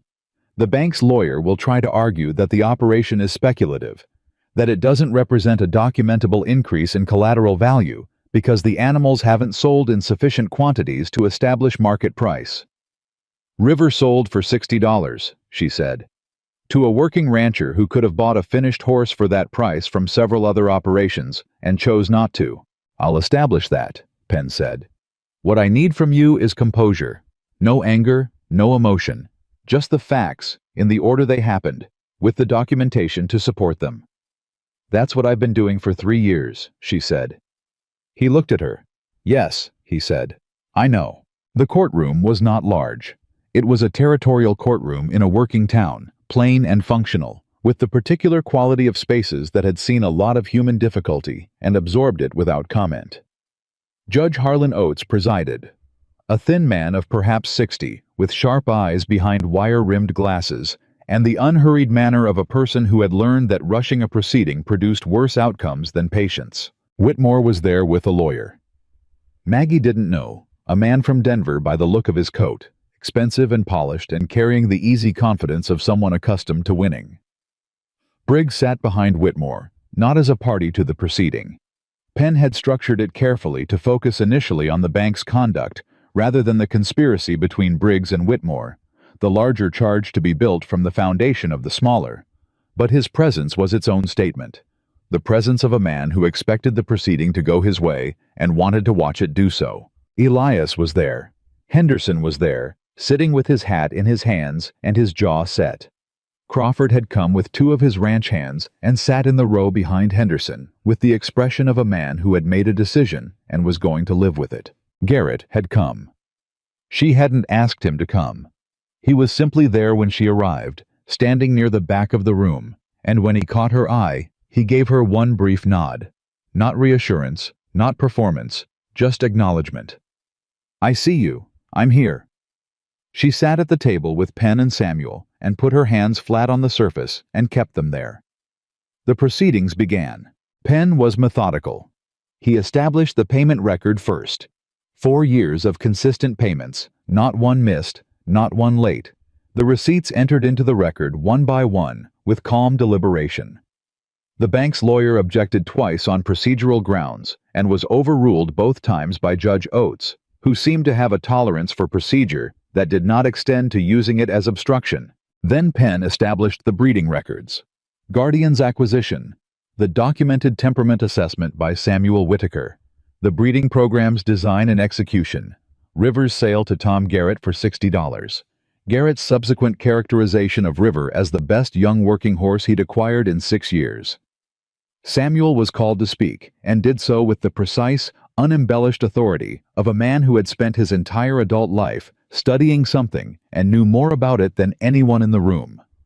He spoke about temperament inheritance, about the deliberate selection process Maggie had employed, about the documented qualities of the animals she had produced, and he spoke in language that was clear enough for a judge unfamiliar with horses to follow and specific enough that anyone who knew horses understood he was not exaggerating. The bank's lawyer cross-examined Samuel on the speculative nature of projected breeding value.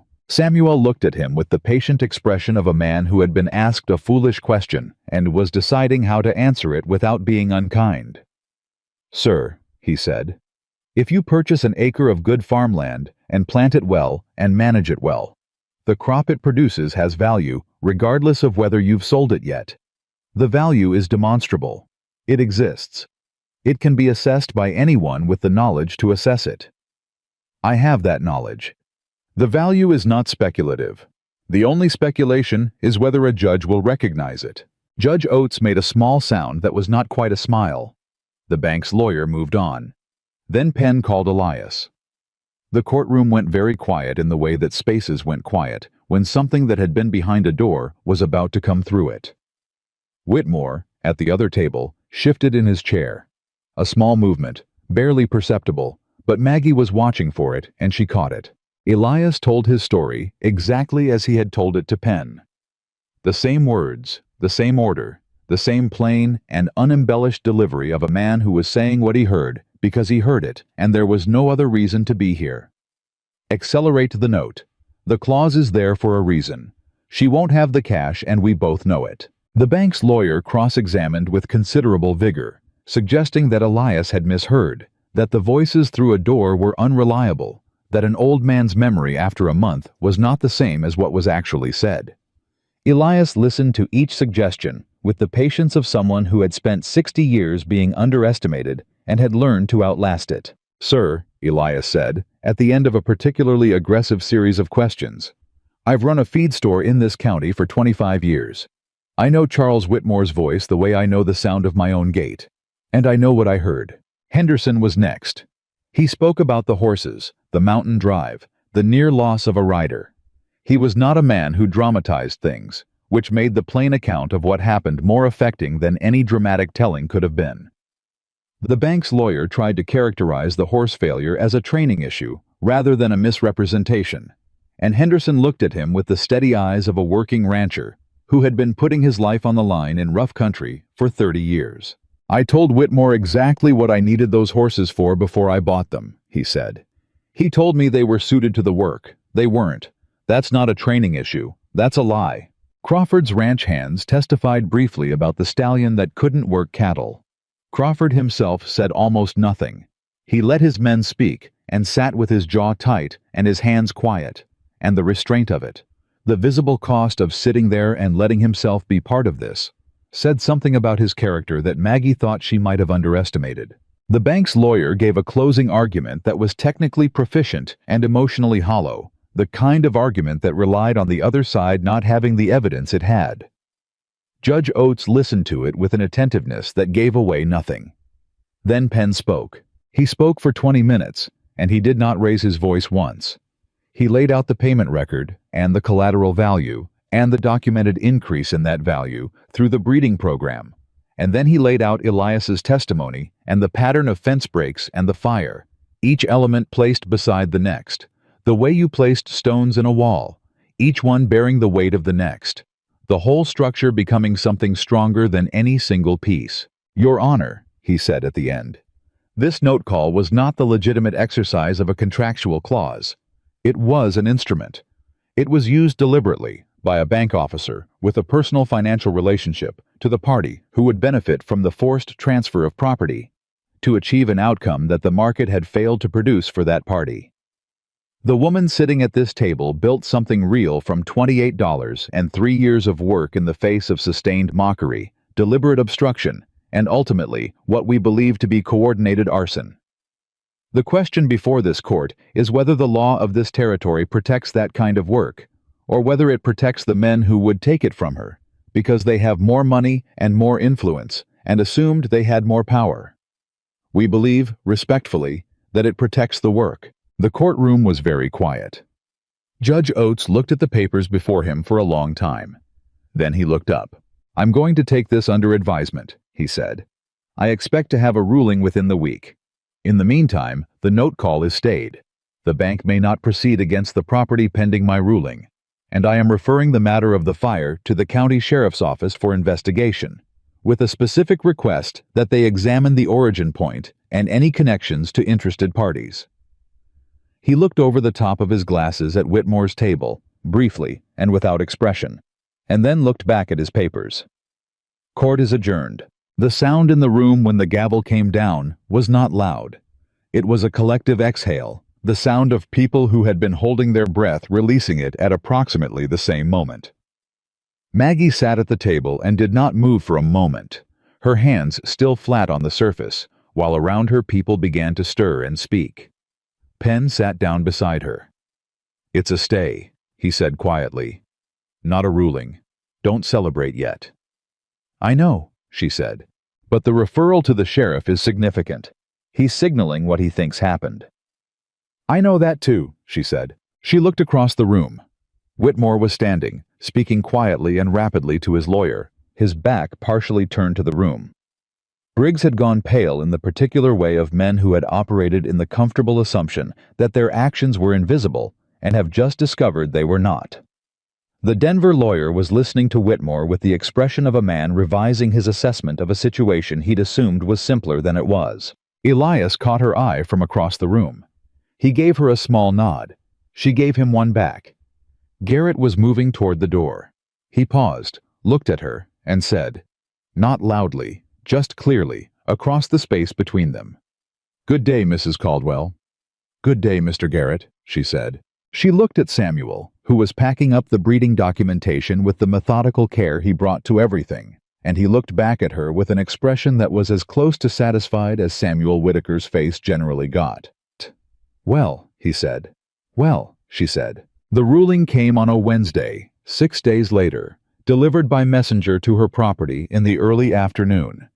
She was in the barn when the messenger arrived, working, because she worked every day regardless of what she was waiting for.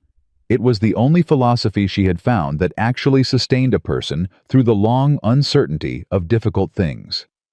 She took the envelope inside and opened it at the table and read it twice. The court ruled in her favor. The note call was declared improper on grounds of bad faith. The clause cited by the bank found to have been applied without the documented justification required for its legitimate exercise. The bank was ordered to restore the original repayment schedule and to pay legal costs. The ruling further noted, in language that was measured but unmistakable, that the evidence presented raised serious questions about the conduct of Bank Officer Harlan Briggs in relation to an interested third party, and referred those questions formally to the Territorial Banking Commissioner. Charles Whitmore was not named directly. He didn't need to be. She set the ruling down on the table. She sat there for a moment in the quiet of the afternoon, the light coming through the window, the way it always did at this hour, familiar and unchanged, the ordinary continuation of a day that had just become something different from what it might have been. She thought about the auction, the barn, the noise, the laughter. $28 on the table, and every man in the room certain she was wrong. She thought about Robert, who had never doubted her once. She thought about Guardian, who had stood calm in the center of all that chaos, and looked at her with steady eyes and let himself be led home. She put her hands on the table and pushed herself to her feet. Then she went back to the barn. There was work to do. There was always work to do, and she had never once minded that. The ruling changed things in ways Maggie hadn't fully anticipated, and some of them surprised her. She had expected the practical changes. The note restored to its original schedule, the legal costs paid, the breathing room that came from no longer counting days against a deadline that had been designed to destroy her. Those arrived as expected, clean and documented, Penn's final letter laying out the terms with his customary precision and nothing wasted on sentiment. What she hadn't expected was the county.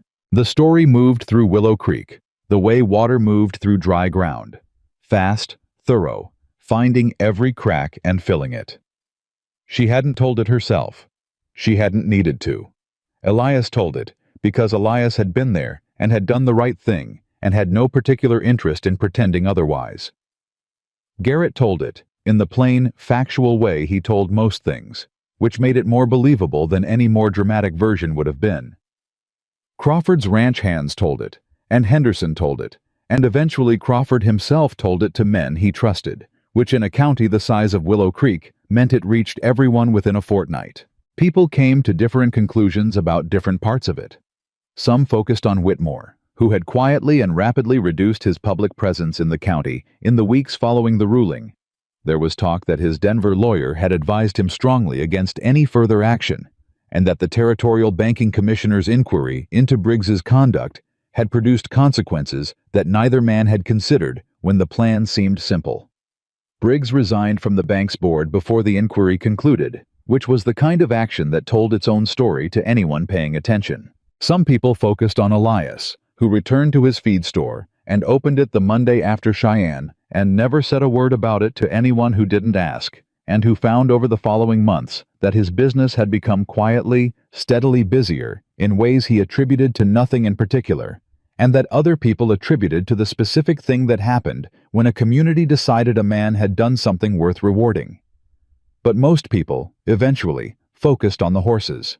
Because what Guardian's bloodline had built was not a rumor or a legal argument or a story that required interpretation.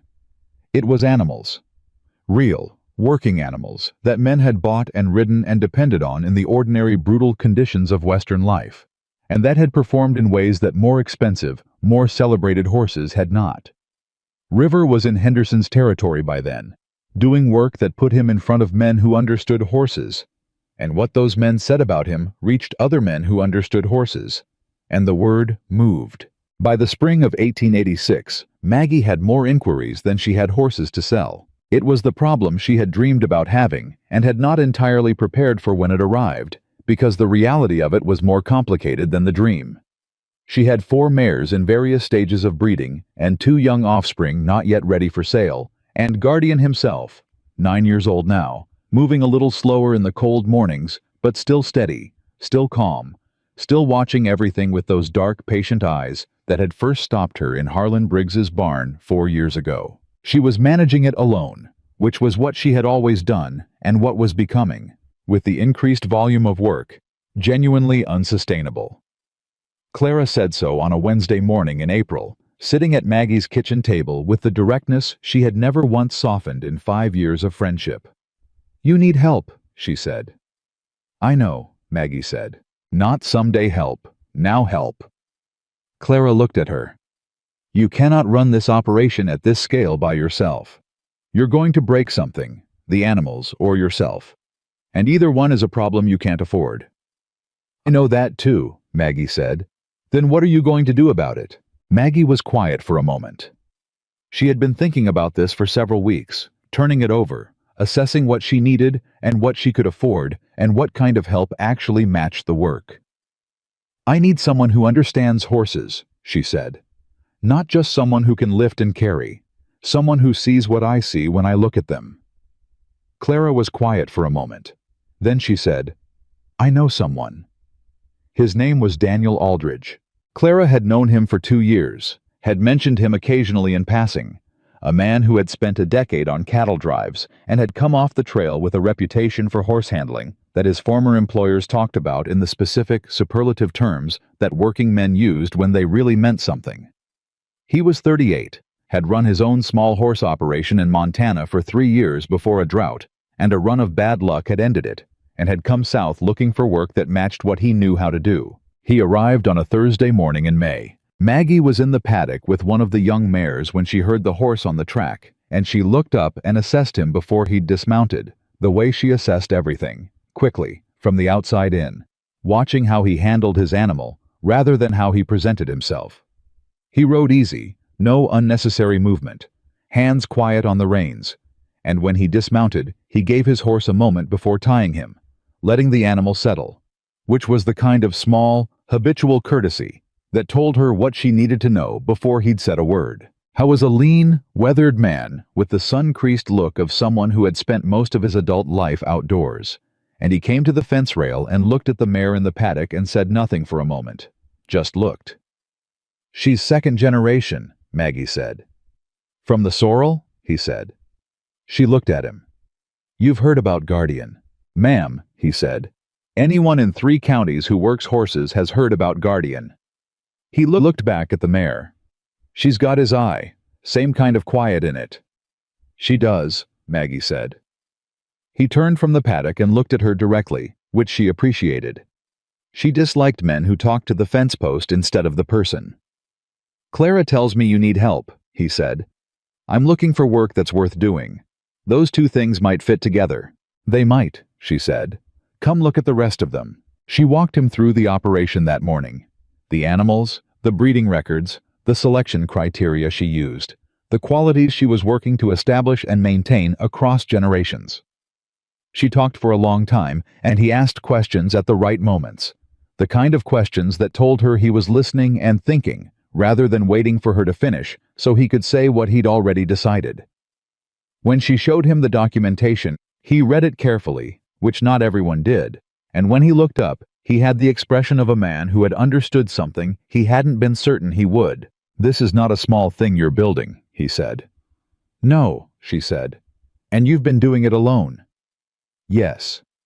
He was quiet for a moment, looking at Guardian's paddock, where the old sorrel stood in the late morning with that characteristic stillness that had not changed in 4 years. "What happened to his leg?" he said. Not asking about the limp. He'd clearly seen it, but asking about the history of it, which was a different question. She told him the story. The auction, the $28, the laughter. He listened without interrupting, and when she finished, he was quiet for a moment, in the way of a person absorbing something that had affected them and not wanting to be careless with that reaction. "You saw it," he said. "In that barn, with all those men telling you were wrong. You saw it." "Yes," she said. He looked at her. "I'd like to work here," he said, "if you'll have me." "What are your terms?" she said. "Fair wage, whatever you can manage now with the understanding that it improves as the operation grows," he said. "And I want to understand what you're building well enough to help you build it right. Not just do the labor, actually understand it." She looked at him for a moment. Robert, she thought briefly and without grief, just the thought of him, just the quality of his belief in her that this moment somehow carried. She thought he would have liked this man. She thought he would have seen in him what she was currently seeing, which was someone who respected work and meant what he said. "When can you start?" she said. "Today, if you need me to," he said. "Monday," she said. "Come Monday." He came Monday and stayed, and the difference in the operation over the next 6 months was not the kind of dramatic transformation that made for good stories, because it was the steady, quiet kind. The kind that came from having a second pair of competent hands and a second clear mind working on the same problem from the same direction. He learned the breeding records and the selection process with a thoroughness that sometimes startled her, asking questions she hadn't thought of asking herself, making observations about individual animals that confirmed what she'd seen or occasionally redirected her attention to something she'd missed. Howe was not a man who talked much unnecessarily, which she found deeply compatible with her own nature. They could work together in the barn for an entire morning and speak perhaps 30 words between them, and the silence was never uncomfortable because it was full of shared work rather than empty of conversation. Clara noticed naturally. Clara noticed everything, and she mentioned what she noticed with the same directness she brought to all observations. "He looks at you differently than he looks at the horses," she said one afternoon, with no particular tone to it, just information being delivered. "Clara," Maggie said. "I'm not suggesting anything," Clara said. "I'm observing. The way you observe horses. You always told me observation was the beginning of understanding." A pause. "Do you look at him differently too?" Maggie was quiet. "You can just say yes," Clara said. "I've known you 4 years. You don't have to perform indifference for me." "He's a good man," Maggie said finally. "He is," Clara agreed. "And you've been carrying this alone for 5 years." She let that sit. "You're allowed to not be alone." Maggie thought about that for a long time. She thought about it while she worked, the way she thought about most things that mattered. Not setting it aside, but carrying it along, turning it over while her hands were doing something else, letting it develop at its own pace without forcing a conclusion. What she knew was that Daniel Aldridge showed up every morning without complaint and worked every day without diminishment, and had not once in 6 months said something she later found to be untrue. In her experience, that last quality was rarer than most people acknowledged and worth more than almost anything else. What she also knew, and was slower to admit to herself, was that she had begun to notice when he was in the barn and when he wasn't in the way. That you noticed the absence of something that had become part of the ordinary texture of your days. Not dramatically, just a difference. A quality of the space that changed depending on whether he was in it. She was 40 years old. She was not a woman who confused feeling for fact, or who let a feeling run ahead of her judgment. But she was also not a woman who pretended things were other than what they were, which was a form of dishonesty she had never been able to afford. The conversation, when it happened in the barn in the early evening in October, the light going amber through the gaps in the siding. Guardian standing in his stall with his characteristic stillness. They had been checking the mare's condition together, working their way down the stalls, and the work was nearly done, and neither of them had said much. And then Daniel stopped at Guardian's stall and stood looking at the old horse for a long moment. 5 years ago, he said, not really to Maggie, more to the thought he was having. I lost my operation in Montana. I had a string of horses I was proud of, good animals, and I lost all of it in one bad season and the season after it. And I told myself I'd find something worth rebuilding for. He was quiet for a moment. I didn't know what that meant until I came here. Maggie stood beside him at the stall and did not say anything, because the moment didn't need her to say anything yet. What you've done here, he said. What you built from that $28. He looked at her then, directly, the way he always looked at things he was serious about. I'd like to keep being part of building it, if that's something you'd want. She looked at him. I'm not talking about just the work, he said, clearly, simply, without performance. I know, she said. Is that? He started. Yes, she said.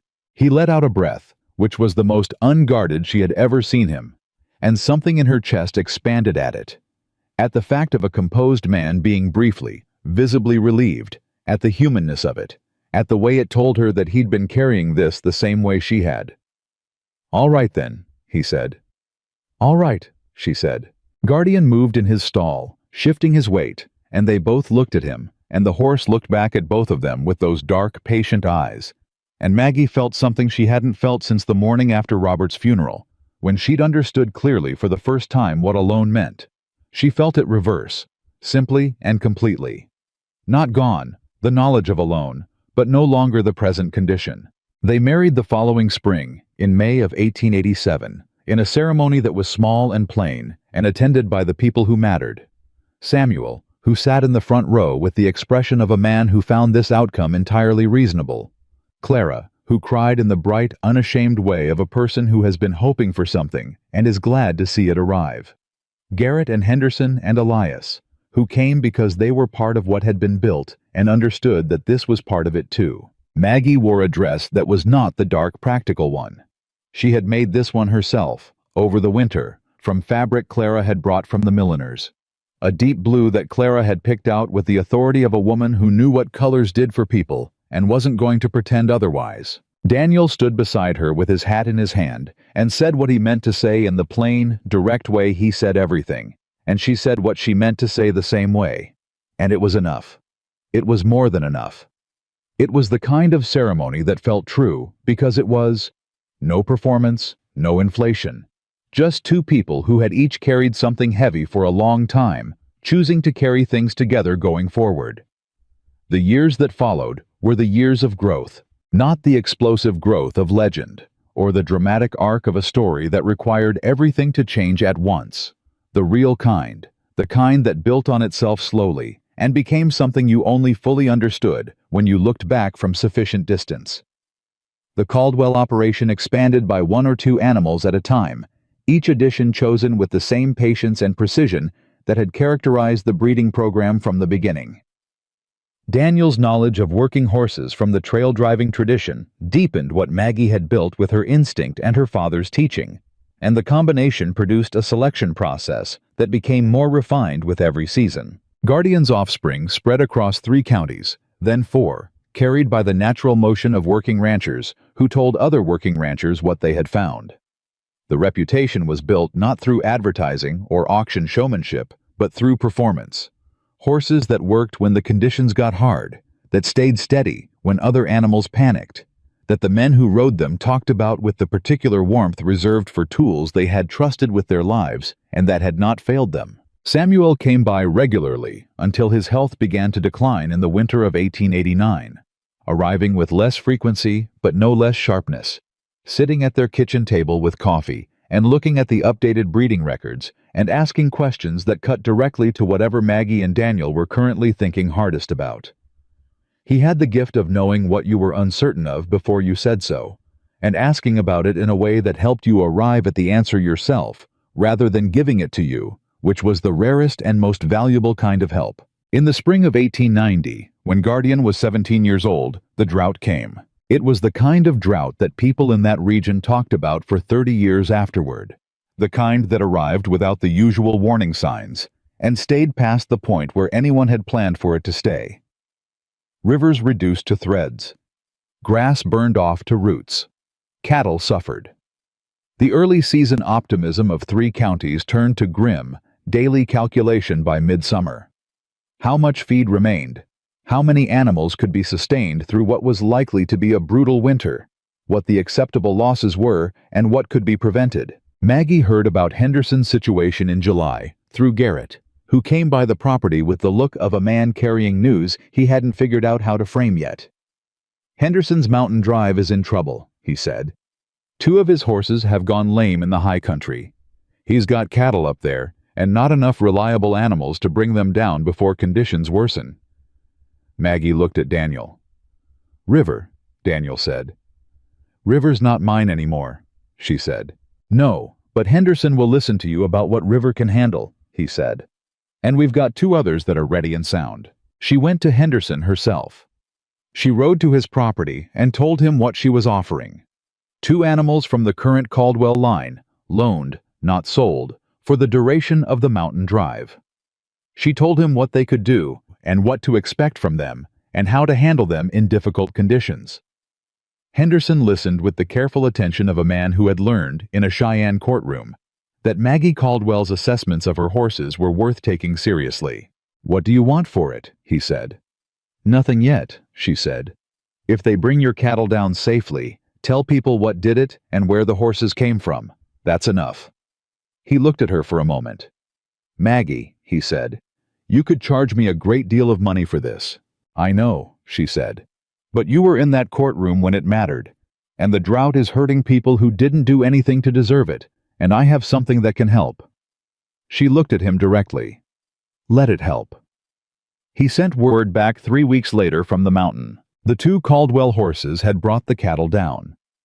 Through weather that had turned ugly in the second week, through terrain that had cost him the 2 lame horses in the previous drive, through conditions that his ranch hands described afterward with the specific, profane admiration of men who had expected to fail and hadn't.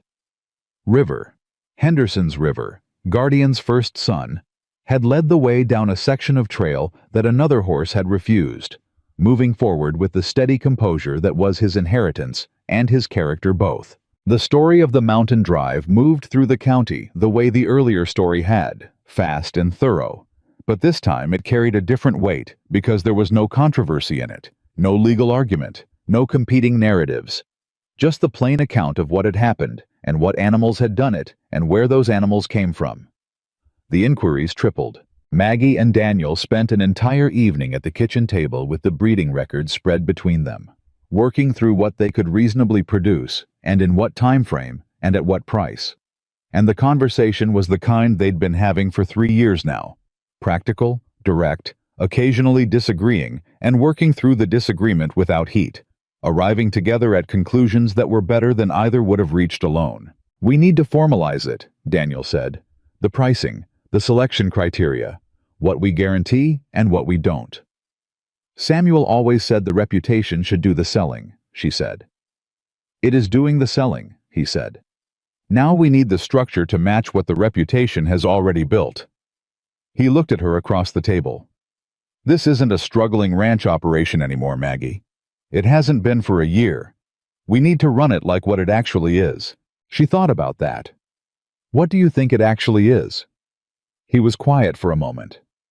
"Something people in this territory are going to depend on for a generation," he said, "if we build it right." She looked at the records spread between them. Guardian's lineage, the offspring, documented and traced. The expanding web of animals that carried his temperament out into working ranches across 4 counties. The thing she had seen in him in that barn, the calm, the intelligence, the steadiness under pressure, moving through his blood into the future, proving itself in the conditions that the West actually presented, rather than the ideal conditions of an auction ring. "All right," she said, "let's build it right."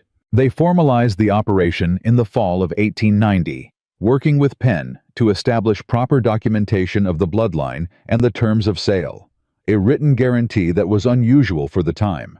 A commitment that every animal sold from the Caldwell line had been assessed for temperament as well as conformation, and that if an animal did not perform as represented, the buyer had recourse. It was the kind of guarantee that required confidence in what you were selling, and they had it because they had never sold anything they weren't certain of. It also drove Whitmore, whose influence in the county had been steadily diminishing since the Cheyenne ruling, into the particular kind of fury that comes from watching someone succeed, using a standard you could not meet because you had never bothered to build toward it. He came one last time. It was November, the same year, the cold already settled in for the season. Maggie was in the barn when she heard the horse, and she came out to find Whitmore sitting his horse at her gate. Not the same man who had come 4 years ago with his expensive coat and his Denver lawyer confidence. This was a man who had been diminished by events he hadn't controlled and who knew it, and who had enough self-knowledge left to know that he knew it. Daniel came out of the barn behind her and stood slightly to her left, not in front of her, not protective in the diminishing way of a man who thought protection meant stepping between, just present, just there. Whitmore looked at them both. His expression was not hostile, which she found more interesting than hostility would have been. It was something older and more complicated, something that might have been in another man called regret, though she wasn't certain he'd earned that word yet. "I heard about Henderson's mountain drive," he said. "Most people did," she said. He was quiet for a moment. "I made a mistake," he said. "Several, as it turned out." Another pause. "I misjudged what you were building. I thought it was sentiment, a widow with an attachment to an animal. He looked at Guardian's paddock. I was wrong. You were, she said. He seemed to absorb that without needing to push back against it. I'm not here to cause trouble, he said. I'm past that. I came to say... He stopped, started again with the difficulty of a large, proud man saying something he'd practiced and still found uncomfortable. I'd like to buy 2 animals, from the current line, for my operation. A pause. At your price.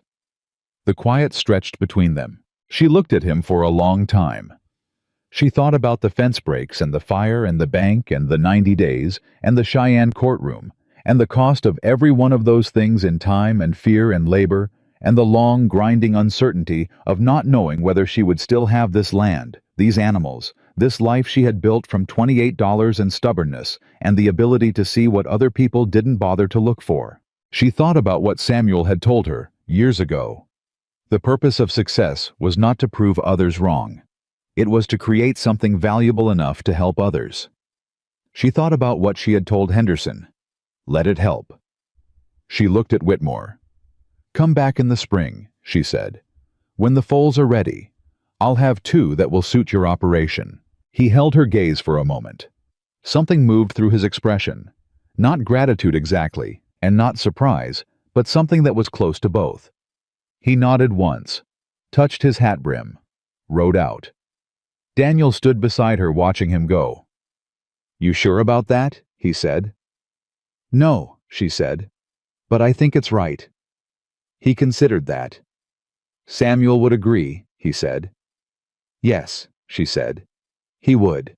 Samuel died in the spring of 1891, in his own house on the western edge of the county, surrounded by his books and his records and the accumulated knowledge of a lifetime spent understanding animals better than most people understood other people. He went quietly, the way he'd done most things, without drama or extended suffering. He left Maggie his entire breeding library, 3 shelves of books and 40 years of handwritten notes, in a will that also left a brief letter, just for her, which Penn delivered with the estate. She read it at the kitchen table with Daniel across from her, and she read it only once because she understood it completely and didn't need to read it again. You saw it before anyone else, Samuel had written in his careful, compressed hand. What you saw was true. What you built from it is true. Don't ever let anyone tell you the $28 was luck. It wasn't luck. It was vision. Luck doesn't keep its eyes open in a barn full of men who've already decided. You did.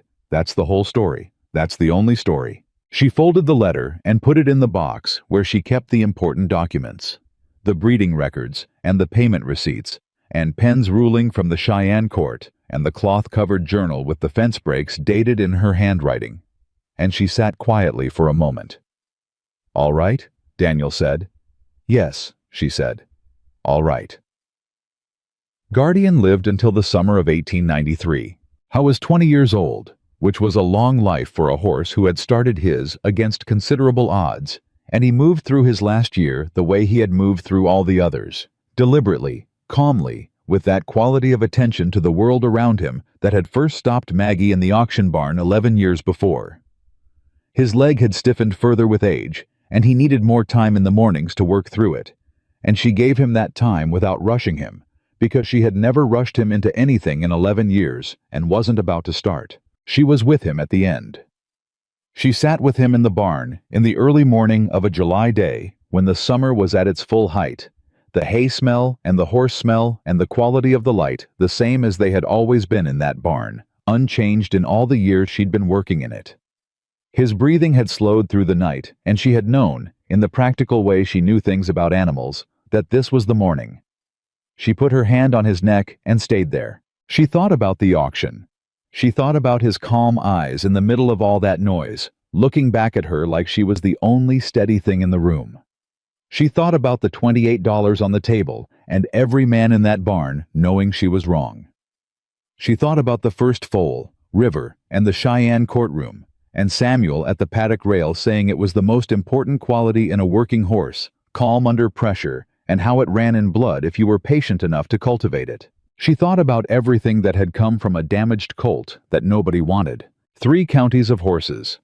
Families that had relied on those animals. A mountain drive brought down safe.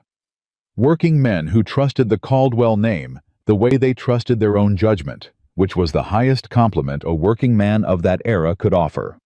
A legal precedent that Penn had told her, in one of his rare expansive moments, had been cited twice in subsequent banking disputes in the territory, because the ruling in her case had established something about the improper use of contractual clauses that turned out to have implications beyond her particular situation. A life. A real one, built from nothing, from stubbornness and vision, and $28, and the ability to look at a damaged thing and see what it actually was rather than what it appeared to be. Guardian's breathing slowed one more time, and then it stopped. She sat with him for a while in the quiet of the barn.